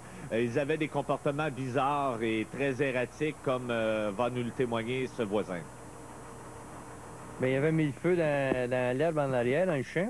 Puis c'était bien sec, puis le feu s'étendait. Puis lui, il était devant un arbre, puis il priait. Fait que il savait plus quoi faire. Fait que c'est le voisin qui avait éteint le feu, puis aussitôt que le voisin était reviré de bord, il l'avait rallumé encore. Il y avait des problèmes un peu. Alors, l'enquête se poursuit pour déterminer la cause précise de cet incendie et aussi l'autopsie pour confirmer l'identité de la victime au sol, vraisemblablement, donc l'un des deux frères Maranger, plus précisément François. Merci beaucoup. Au revoir, Jean-François. L'ancien responsable d'une famille d'accueil coupable d'agression sexuelle ira se repentir en prison. Claude Castonguay, le père de la Castonguette, plaide sa nouvelle position en faveur d'un ticket modérateur. Vous désirez voir la réalité en face, désirez utiliser votre gros bon sens. Vous désirez être toujours bien coiffé, tiré à 4 épingles.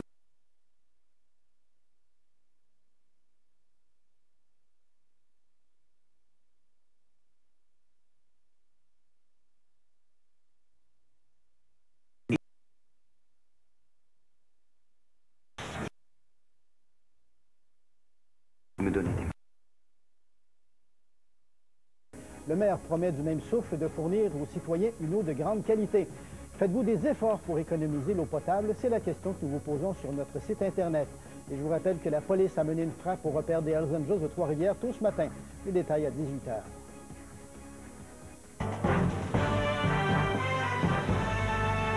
Changement climatique, on le constate. Il n'y a pas que chez nous qui fait mauvais. La côte nord-est des États-Unis, il goûte aussi. Il pleut à torrent depuis plusieurs jours. Et Harold, même les États du Massachusetts, New Hampshire ont carrément décrété l'état d'urgence. Oui, Pierre, on n'avait pas vu ça depuis 70 ans dans ce secteur-là. Ce sont, comme vous l'avez dit, le New Hampshire, il y a le Maine, le Massachusetts, la Nouvelle-Angleterre. Écoutez, ça fait presque 5 jours qu'il pleut et ça n'arrête presque pas. Vous voyez sur ces images-là, il y a plusieurs petits villages touristiques qui ont été touchés, surtout les zones rurales.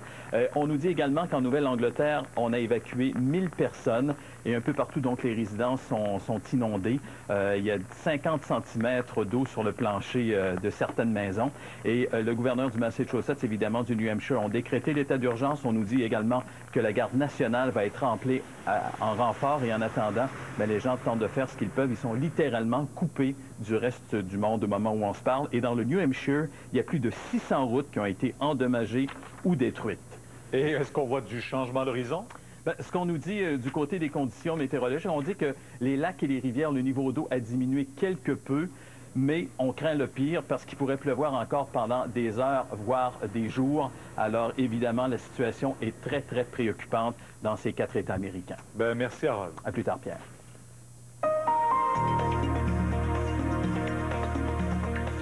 Rien de rassurant pour nous quand on voit ces images. Écoute, il me semble que c'est pas tellement loin, ça, Boston. Non, mais on ne s'attend pas au pire, nous, absolument pas, Pierre. Sensiblement le même scénario que l'on a connu aujourd'hui. Finalement, hier, vous vous souvenez, on parlait de pluie ou d'averses tout au long de la journée. Voilà que ce matin, on a même eu droit à des percées de soleil à plusieurs endroits sur le Québec.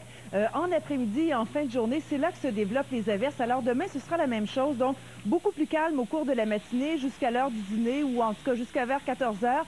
Par la suite, avec le taux d'humidité qui sera à la hausse, il pourrait encore une fois se développer des averses jusqu'en fin de journée, là. Alors demain, ça va être le même scénario qui va se répéter.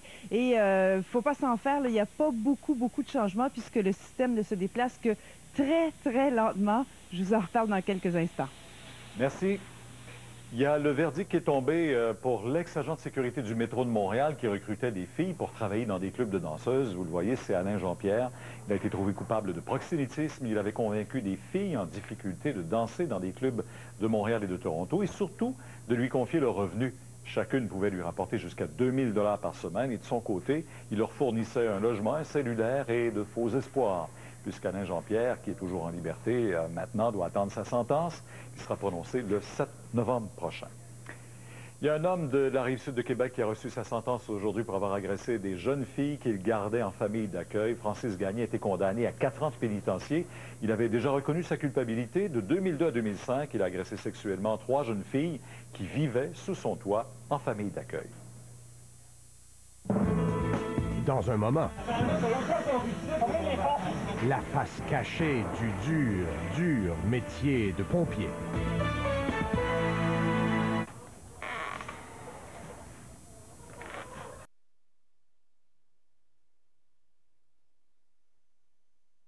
Il y a une grosse pression sur le système qui est exercée pour nous forcer à allaiter notre enfant. Alors, c'est un petit peu insultant quand on a décidé de faire le choix de donner le biberon. Ça, c'était le beau petit Loïc qu'on vient de voir. Alors, naturellement, je suis allée voir les gens qui font ce manuel-là. C'est le petit Loïc Girard, ça? Ben oui, le petit Loïc Girard. J'avais pas vu sa mère, je comprends pourquoi je fais que c'est un beau bébé, parce que son père... c'est le réalisateur ici, tu sais. Regardez, là, le petit Loïc.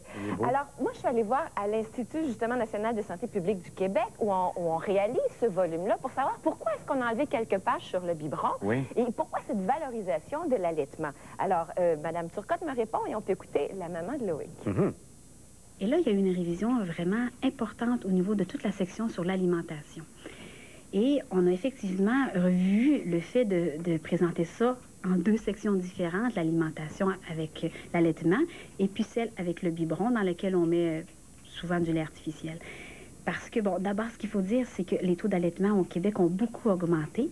Plus de 70 % des nourrissons sont allaités à la sortie de l'hôpital et en 80 % et plus dans les hôpitaux qui sont reconnus amis des bébés. Alors, on parle maintenant de normes. La norme est rendue l'allaitement.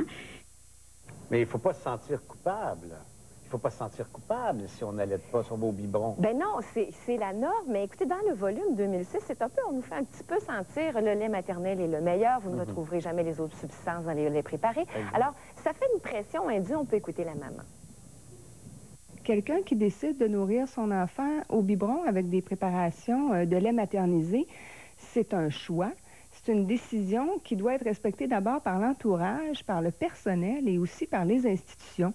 Et ça, je trouve ça déplorable parce que je trouve qu'on envoie un sentiment de culpabilité à une mère qui nourrit son enfant au biberon. Et ça, je trouve ça vraiment pas drôle. Est-ce qu'il y a des plaintes? Est-ce qu'il y a des mamans qui se plaignent de sentir cette pression-là ou de dire que c'est peut-être pas une bonne mère parce qu'elle n'allait pas au sein? Bien, écoutez, Mme Turcotte a eu la franchise de nous avouer qu'effectivement, elle avait eu une poignée de plaintes à cet effet, surtout sur les pages qui ont été retirées du manuel 2006 concernant le fameux biberon. Et elle a dit, écoutez, on est en train de penser à remettre ces pages-là, mais il faut vous dire qu'on les a enlevées parce qu'elles n'étaient pas appuyées scientifiquement. On a mis seulement des informations scientifiques, mais on va probablement réintroduire ce tableau sur les quantités de lait à donner au bébé par biberon. On peut l'écouter. Dans les derniers mois, je suis particulièrement préoccupée par les messages des parents qui m'écrivent. Et effectivement, c'était difficile d'entendre les parents qui se sentaient très coupables et qui avaient l'impression que par notre message qui veut encourager l'allaitement, même dans d'autres sections du guide, eux autres, c'était comme de revoir toujours le choix qu'ils n'ont pas fait. Mais je suis certaine qu'il faut être d'un grand respect pour les femmes, les couples qui choisissent l'alimentation avec une préparation lactée pour nourrissons. Mais je ne peux pas, dans le texte, dire que c'est le meilleur choix pour la santé de la mère et de l'enfant. Vous voyez? Oui, il faut voir. Alors, il y a eu des plaintes, il y a des gens qui ne sont pas contents. Il faut faire les choix comme nous, on les ressent. Et mieux vivre avec notre enfant, c'est la façon de bien s'informer. Et voilà, et au ministère de la Santé, on ne s'en cache pas. On veut faire augmenter le nombre de mamans qui choisissent l'allaitement. Parfait, merci beaucoup. J'ai à peine 30 secondes. Ticket modérateur santé. Je trouve que 25 $ pour un ticket modérateur, c'est bien.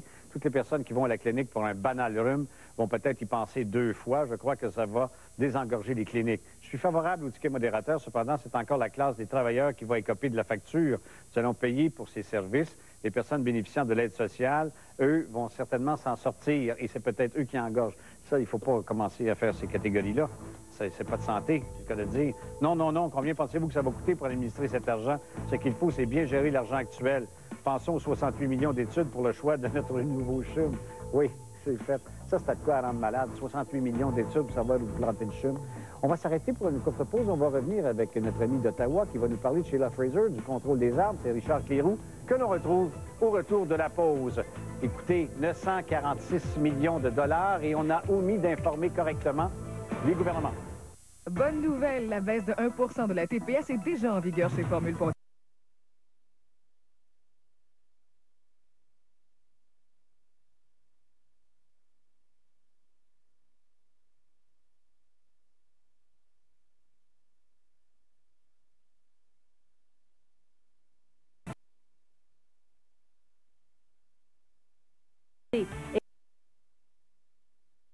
Ça revient à la même chose, Jean-Luc. Oui, pour nous autres, c'est le résultat est le même, ça a coûté trop cher. Oui, puis demain, les conservateurs se préparent à mettre la hache dans ça. Écoute, ça fait 3 jours qu'on en parle à Ottawa. Demain ou jeudi, vendredi, ils vont mettre la hache dans le registre. Mais il va falloir qu'ils mettent un bémol. Il ne pourra pas parce que c'est populaire. Les sondages d'opinion disent, écoutez, il faut en laisser un registre. Tu as bien raison. 71 % des Québécois disent on veut avoir ce registre-là. Les forces policières disent la même chose. Il y a 5000 policiers par jour qui vont fouiller dans ce registre-là pour avoir des renseignements sur les bandits. Oui, mais on n'est pas capable de trouver la bonne adresse. Bien, c'est ça, c'est un autre problème. Mais moi, je pense que les conservateurs, ce qu'ils vont faire, c'est qu'ils vont dire, ils vont donner une amnistie pour tous ceux qui ne sont pas inscrits. Okay. Puis les autres, après, ils vont dire, on va laisser l'affaire mourir d'une mort naturelle. C'est-à-dire, on ne va pas le mettre à jour, ce registre-là. Hey, dis-moi, Richard. Oui. Qu'est-ce qu'a dit Mme Fraser? Elle dit qu'il y a des informations qui ont été omises d'être dites à la Chambre des communes. Ben oui. Qu'est-ce que tu penses de ça, hein? Ce qui est arrivé, les politiciens ont dit en Chambre, le registre va nous coûter seulement 100 millions cette année. OK. Puis ils ont dépensé de l'argent, dépensé pour de l'informatique, ils ont dépensé pour des vérifications, ils ont dépensé pour ci et ça. Puis tout d'un coup, ils se sont rendu compte que ça va coûter plus que 100 millions. Elle met un nom là-dessus, hein? Elle nomme le ministre responsable de l'époque. Ben elle l'a pas nommé, mais nous autres, on a vu l'année. Qui qui était ministre? C'était Martin Cochon à l'époque. Ouais. Lui, il a dit ça va coûter 100 millions, pas plus. Mais est-ce qu'il aurait été mal informé par ses fonctionnaires? Ou oui, ils ont dit, inquiétez-vous pas, monsieur le ministre, ça va pas dépasser de 100 millions. Ce qu'ils ont fait, ils ont pris l'argent, les dettes, c'est-à-dire les comptes, puis ils ont sacré dans l'année suivante. Ah! Tu peux pas faire ça, elle dit. C'est un problème sérieux. Mais ça, c'est une affaire de libéraux ou c'est une affaire de fonction publique? Fonction publique dans ce cas ici. OK. Et le ministre a dit, bravo, félicitations, ça n'a pas dépassé le 100 millions cette année.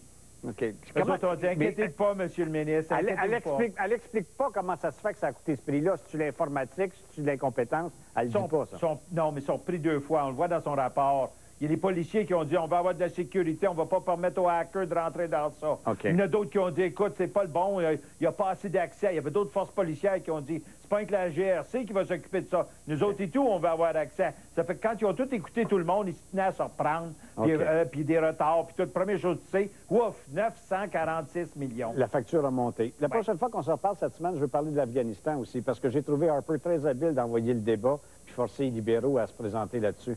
Merci, Richard. OK, ciao, bye-bye. Jean Lajoie, vous nous parlez d'un monsieur qui, lui, a mis de l'argent pour construire un centre d'accueil. C'est l'implication d'un citoyen qui décide de s'impliquer pour aider les jeunes de son quartier. C'est absolument remarquable. Maison jeunesse. On regarde ça, Jean-Luc. On a-tu un champion en place? La date qui gagne. Ah, toujours le même? Aux jeux vidéo, c'est Jonathan qui l'emporte plus souvent qu'autrement. Dans la vraie vie de tous les jours, ce sont tous les enfants du quartier Centre-Sud qui sont gagnants. Le but de l'association, c'était ça. En fait, c'est un vieux principe. On disait, on sortait les enfants de la rue puis les amenait dans un local. Gaëtan Forcillo s'est occupé des enfants de son quartier. il leur a trouvé plus qu'un local. Il leur a bâti un vrai centre de loisirs. Il y a plus de plaisir, il y a plus de fun que chez nous. Il y a comme juste mes soeurs et mes frères. Tes parents, ils savent que tu es ici, Lorraine? Oui, mes parents, ils savent. Les parents de Kadim et de Kevin savent aussi que leurs enfants ne sont pas dans la rue et qu'ils sont en sécurité. Avez-vous vu une progression depuis que vous l'aidez à faire ses devoirs? Oui, il a beaucoup progressé depuis le début de l'année. Là, sa dernière étape, il y a eu presque juste des A. C'est à l'éducation des enfants qu'a pensé Gaëtan Forcillo quand il a amassé 5 millions de dollars pour construire son centre de loisirs. Et c'est aussi en se souvenant de ses amis qu'il a perdus tragiquement quand il était adolescent dans les ruelles du quartier Centre-Sud. Malheureusement, bon, dans certains cas, j'ai eu des amis qui sont fait tirer. J'ai eu des amis qui ont été en prison. Bon, question de malchance. Gaëtan, lui, a eu de la chance. Et comme il me l'a dit, il a toujours pu compter sur la providence. Ce que je reçois, je le retourne à ma façon, parce qu'on ne retourne jamais la même chose qu'on reçoit, parce que, bon, ça passe à travers soi, là. François Faribault est issu d'un milieu aisé. Il a rencontré Gaëtan Forcillo tout à fait par hasard. Ils sont devenus les meilleurs amis du monde. Je dis, écoute, j'ai une vieille édifice, il faut que j'en rende conforme, ça tente-tu de venir voir ça? Il traverse la rue avec moi, on visite un petit peu, il dit, écoute, je t'ai dit que je voulais faire du bénévolat, il dit, je vais te faire tes plans gratis. Quoi? Oui, il dit, je vais te faire tes plans gratis. C'est le même que ça a commencé l'aventure, là. Ouais. Ça se fait pas, ça. Ouais, mais ça, c'est juste à vous que ça arrive. Non, mais la providence. C'est aussi parce que Gaëtan et François ont foi en l'avenir que Baudry, Junior et Jonathan peuvent s'amuser sans s'inquiéter. C'est encore Jonathan qui va l'emporter aux jeux vidéo. Dans la vraie vie de tous les jours, ce sont encore tous les enfants du Centre-Sud qui vont être gagnants. Le plongeon va être à quel endroit, Gaëtan? En fait, je pourrais te dire qu'il va se situer au fond. Qu'est-ce qu'on veut retrouver ici? C'est une piscine de 25 mètres, 6 couloirs et une pataugeoire pour les jeunes. François a déjà dit à son meilleur ami qu'il va dessiner les plans de la piscine gratuitement. Il n'en fallait pas plus pour que Gaëtan soit de nouveau en campagne de financement. Jean Lajoie, TQS, Montréal.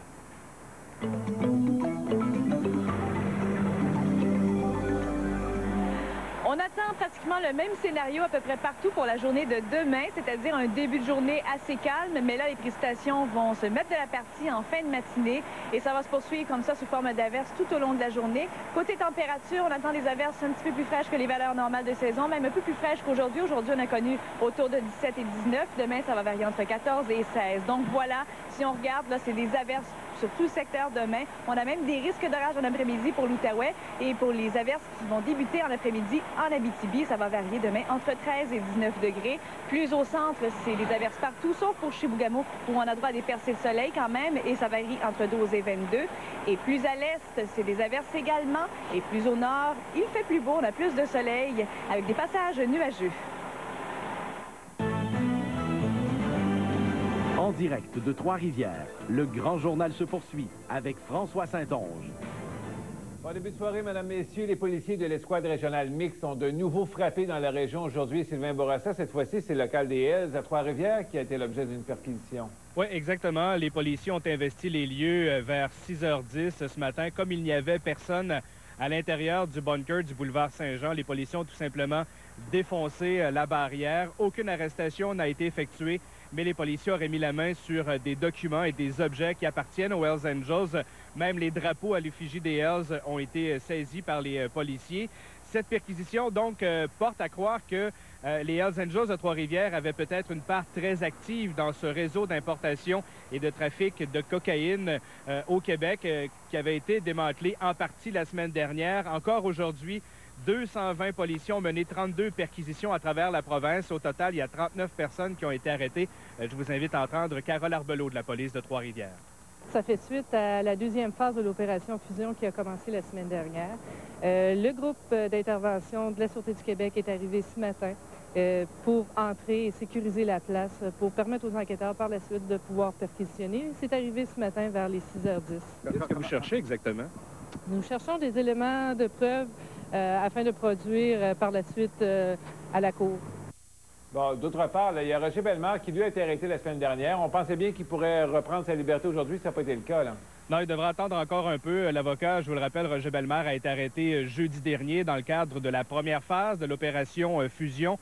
Il devra donc patienter encore quelques jours. Son enquête sur remise en liberté aura lieu vendredi matin à Trois-Rivières. Un délai qui peut paraître long, Mais il faut comprendre, François, que Maître Bellemare, qui représente les Hells Angels depuis à peu près 10 ans, est donc très bien connu en Mauricie et même ailleurs au Québec. Donc, Roger Bellemare est accusé, je vous le rappelle, de complot, de trafic de cocaïne et de trafic de cocaïne. Il a été arrêté en même temps que 28 autres personnes la semaine dernière.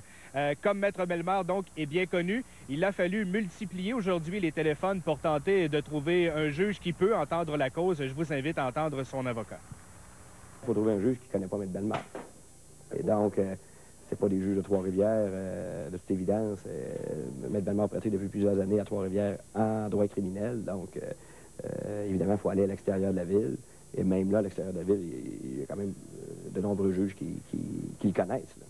C'est des preuves relativement volumineuses, sous forme de compact disc, de DVD, toutes ces choses-là. J'ai commencé à en prendre connaissance, mais c'est pas des délais qui sont vraiment anormaux. Bon, maintenant, là, il ne s'est pas passé grand-chose aujourd'hui, là. Bien, c'est ce qu'on a l'impression. On a attendu presque toute la journée au palais de justice, sauf qu'il y a eu quand même des requêtes de déposer, notamment par la défense. On demandait d'avoir le lever du scellé sur certains mandats. Mandats, entre autres, on parle d'écoute électronique ou encore de preuves vidéo qui ont été accumulées par les policiers au cours de l'enquête fusion qui a mené à l'arrestation de Maître Bellemare. Je vous invite à entendre les précisions du procureur de la Couronne dans le dossier. De façon précise, l'affidavit au soutien de l'écoute électronique dans le présent dossier. C'est un document que nous allons vérifier avant d'en produire copie jeudi. Et il y a possiblement l'application de privilèges d'intérêt public, on verra. C'est de permettre à la défense d'avoir accès aux motifs qui ont été invoqués au soutien d'une demande d'autorisation d'écoute électronique dans le cas du dossier de Roger Bellemare. Bon, eh bien, Sylvain, on va suivre ça, donc, au cours des prochains jours. Oui, c'est vendredi qu'aura lieu finalement l'enquête sur remise en liberté de Maître Bellemare. Merci, Sylvain. Au revoir. Au revoir. Et puis, du côté de Shawinigan, la Cour supérieure devait se prononcer aujourd'hui sur la vente de l'auberge Grand-Mère par la ville de Shawinigan pour défaut de paiement des taxes. Les entreprises Yvon Duhem, je vous le rappelle, doivent 42 000 $ à la municipalité. On demandait un délai supplémentaire pour conclure la vente de l'établissement et le juge Raymond Pronovo a pris en délibéré cette demande d'opposition à la vente. Les préjudices pour la Ville sont, à mon sens, à moins inexistants, tenant compte du fait qu'à ce moment-là, la Ville devait être payée à ses taxes d'une façon ou d'une autre, peu importe quand la vente se fera. Elle recevra des intérêts jusqu'à la date où elle sera payée, donc elle ne perd absolument rien. À ce qui concerne l'auberge Grand-Mère, évidemment, les préjudices de ne pas faire la vente parce que la vente pour taxe aurait lieu, ça serait absolument catastrophique. Donc, la balance des inconvénients à ce moment-là, c'est un autre principe juridique, joue vraiment en faveur de nous à ce moment-là. Donc, je pense honnêtement que les chances de l'obtenir sont bonnes. La cause étant délibérée, la Ville de Shawinigan a fait valoir son point de vue, a fait en sorte là, de défendre en quelque sorte la décision qui avait été prise par le comité exécutif à l'effet de procéder à une vente pour taxe dans le dossier. Nous, tout ce qu'on a démontré, on voulait démontrer au tribunal, c'était que cette décision-là était légitime afin de récupérer sa créance, tout simplement.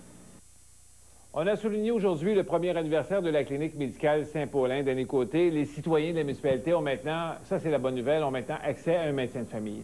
Et oui, tout à fait, François. Écoutez, le docteur Lise Savard a aménagé dans le presbytère de Saint-Paulin depuis maintenant 1 an. Non seulement elle y reçoit des patients, mais elle y habite aussi sans payer un sou. Écoutez, c'est que la Corporation de développement socio-culturel de Saint-Paulin a réussi à trouver des partenaires financiers l'année dernière.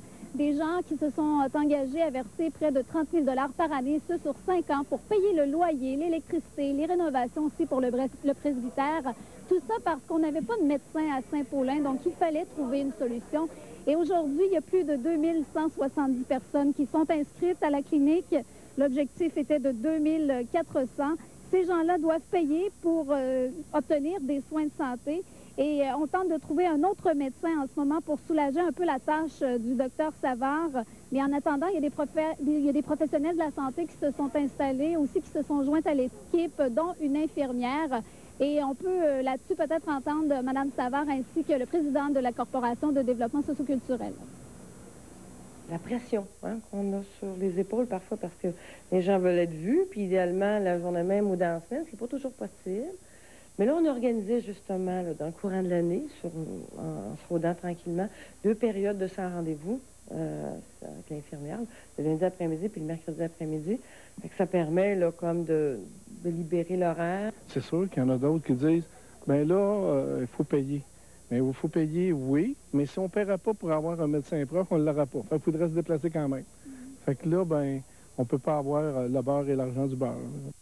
C'est le grand dilemme, ça, hein, finalement, Dany. Oui. La clinique porte maintenant le nom du médecin qui, lui, a pris soin de la population, quoi, pendant un demi-siècle? Oui, tout à fait. Pendant plus de 50 ans, écoutez, depuis 1937, il est décédé maintenant, mais il s'agit du docteur Camille Michaud. Et pour lui rendre hommage aujourd'hui, on a décidé que la clinique porterait son nom. On a dévoilé un panneau devant le presbytère. Ses enfants étaient présents et je leur ai justement posé la question, vous qui avez connu la médecine au moment où votre père pratiquait, qu'est-ce que vous pensez qu'on doit payer pour des soins de santé aujourd'hui? Voici là-dessus Luc et Marc Michaud. Les gens auraient été démunis, les gens auraient été négligés et puis je pense que certaines personnes auraient pu déménager. Du temps de notre père, la médecine était une vocation. Les années ont changé, mais il s'agit de s'adapter aux années pour faire en sorte que les services médicaux soient offerts. Et je le répète, nous sommes très fiers que ça soit à Saint-Paulin, que ça soit perpétué. Bon, il reste quelques centaines de places de disponibles encore à la clinique. Est-ce qu'on peut s'inscrire même si on n'habite pas Saint-Paulin? Bien, écoutez, il semble qu'il y a des gens de l'extérieur déjà qui se sont inscrits à la clinique. Et je vous rappelle qu'il y a des frais, par contre. Et bon, je regardais un petit peu la liste des prix ce matin et selon ce que la corporation demande, ce sera environ entre 150 et 200 $ pour les gens qui viennent de l'extérieur. Merci, Dany. Au revoir, François. Au revoir. La séance du conseil municipal de Trois-Rivières s'est terminée à 23 h, imaginez, hier soir, après une période de questions qui aura duré plus de 2 h 30. Émilie Perrault nous résume cette soirée où la grogne était au rendez-vous.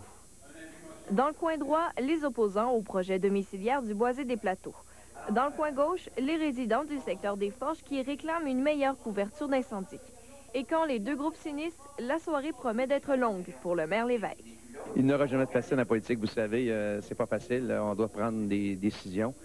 Souvent, les gens, et avec raison, les gens voient leurs problèmes à eux. Malgré la colère apparente des citoyens, le maire ne semblait pas intimidé par la soudaine popularité de la séance du conseil. Je pense qu'on va déplacer le conseil municipal au niveau du terrain du parc portuaire. Les citoyens des Vieilles Forges lui ont bien fait comprendre qu'eux n'entendent pas à rire quand il est question de leur sécurité et de leur prime d'assurance. On m'enlève un service. Comment ça se fait que tout le monde qui est assis achète ça? Il y a juste Madame Bien, puis je l'en félicite, qui a eu l'intelligence d'esprit de voter contre ça. Lorsqu'au fort, il y avait un camion au village, c'était considéré par les compagnies d'assurance feu comme étant un service d'incendie. Je suis pas sûr, moi, monsieur. Vous si vous avez une lettre qui confirme que vos assurances vont rebaisser parce que la prime est augmentée, parce que le camion n'est plus là, on va ramener le camion. Les opposants au changement de zonage du parc Roland-Leclerc n'ont pas eu droit à une telle ouverture. Combien vous allez engager de fonds, de deniers publics, de nos taxes, pour combattre vos citoyens, pour défendre des promoteurs privés? Et il va sûrement y avoir une partie de votre réponse dans mon exposé. Pourquoi le processus de consultation n'a pas été maintenu, puisque je suis sûre que la ville était de bonne foi? Pour vous donner une explication tout à l'heure, vous voulez pas la présentation? On l'a déjà eu, seulement. OK, alors il n'y aura pas de présentation. Et c'est dans ce brouhaha que s'est clos la séance, avec beaucoup moins de spectateurs qu'au début. Émilie Perrault, hein, c'est pas facile gérer la ville de ce temps-là. Bon, il y a une mise en demeure qui a envoyée au maire Lévesque hier. Oui, par les opposants au projet domiciliaire du Boisé des Plateaux. Et cette mise en demeure précisait que si le changement de zonage était adopté par concordance, il y aurait des procédures judiciaires entreprises contre la ville. C'est donc dire que la poursuite maintenant est enclenchée. Mais le comité de sauvegarde du parc Roland-Leclerc demeure très discret à ce sujet. Il ne veut pas dévoiler sa stratégie. On sait par contre que demain à 10 h, il y aura un lancement de campagne de financement pour les frais des procédures juridiques. Et parallèlement à tout ça, il y a également une plainte qui sera déposée au ministère des Affaires municipales quant aux agissements du conseil de ville. Ça sera déposé vendredi 14 h au bureau du député André Gabias, un peu comme l'avaient fait finalement les résidents du secteur nord de la ville pour le schéma de couverture de risque. Il y a donc de plus en plus de ressemblances entre les deux groupes, si bien qu'Alain Dumas, qui lui est pour le comité de sauvegarde du parc Roland-Leclerc, milite maintenant pour un nouveau schéma de couverture démocratique. Merci, Émilie. Merci, au revoir. Au revoir. Dans le cadre du défi des têtes rasées de Leucan qui va avoir lieu le 11 juin prochain, bien, le père Régent Vigneault du sanctuaire Notre-Dame du Cap a décidé d'appuyer cette campagne-là, vous le voyez, en se faisant raser les cheveux ce matin. Je vous rappelle que cette activité-là vise à sensibiliser la population à la situation difficile que vivent les enfants atteints de cancer et qui subissent, lors de leur traitement de chimiothérapie, cette perte de cheveux.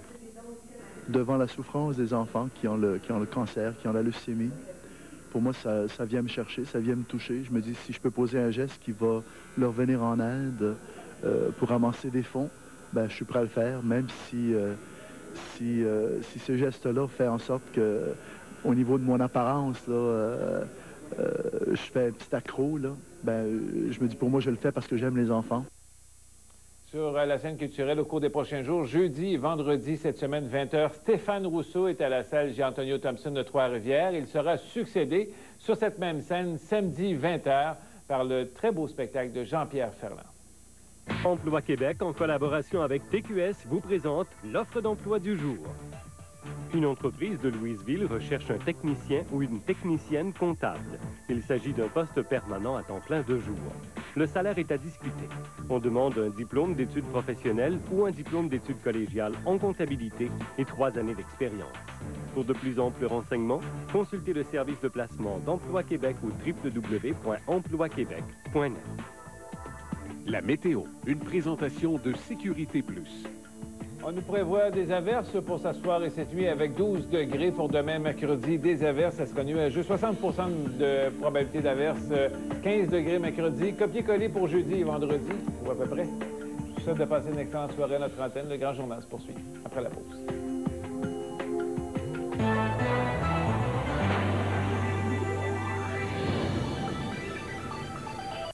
La Pépinière du Parc, un site magnifique à découvrir.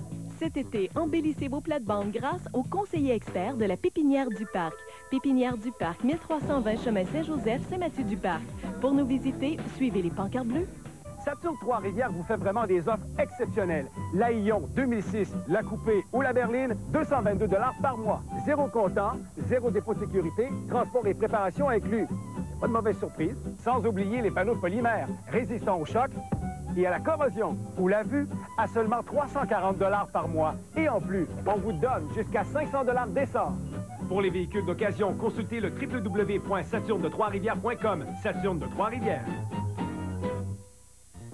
On sait vous recevoir au Club de golf Les Vieilles Forges. En plus de notre salle de réception pouvant accueillir 350 personnes, nous vous offrons également une autre salle. C'est un endroit vraiment chaleureux, au cachet distinctif, parfait pour les banquets, les réunions d'affaires, les conférences ou les 5 à 7 et qui peut accueillir jusqu'à 70 personnes. Excellence et distinction depuis près de 30 ans. Le Club de golf Les Vieilles Forges, là où il fait bon se retrouver tout au long de l'année, à 5 minutes seulement du centre-ville de Trois-Rivières. Gagnant du Grand Prix du tourisme régional, le Festival d'été de Shawinigan vous offre des soirées inoubliables qui mettront en vedette Samantha Fox, les Cowboys fringants, Robert Charlebois, Jonas, hommage à Phil Collins, Jean-François Bastien et plusieurs autres. Et chaque soir, des feux d'artifice haut en couleur. Jusqu'au 4 juin, procurez-vous votre passeport en pré-vente au coût de 20 $ seulement. Du 24 au 29 juin, rendez-vous à Shawinigan Sud. Un vrai bon show, un vrai bon feu, c'est le Festival d'été de Shawinigan. Une agression sexuelle laisse souvent des séquelles qui peuvent demeurer longtemps, même pendant des années. Peu importe votre âge, votre sexe, votre orientation sexuelle ou le temps écoulé depuis l'agression, vous avez le pouvoir de parler. Sortez de l'ombre, passez du silence à la parole, de la parole à l'action. Obtenez de l'aide 24 heures sur 24, 7 jours semaine en vous adressant au centre de santé et de services sociaux de votre territoire. TQS en action, une présentation de Char Expert. Les restaurants Stratos vous invitent à assister aux 12 heures d'endurance de la TUF du 19 au 21 mai. Bonne chance aux équipes Rime Course féminine et masculine qui représentent la Mauricie à cette compétition de niveau international. Nous avons la caravane de vos rêves à votre prix.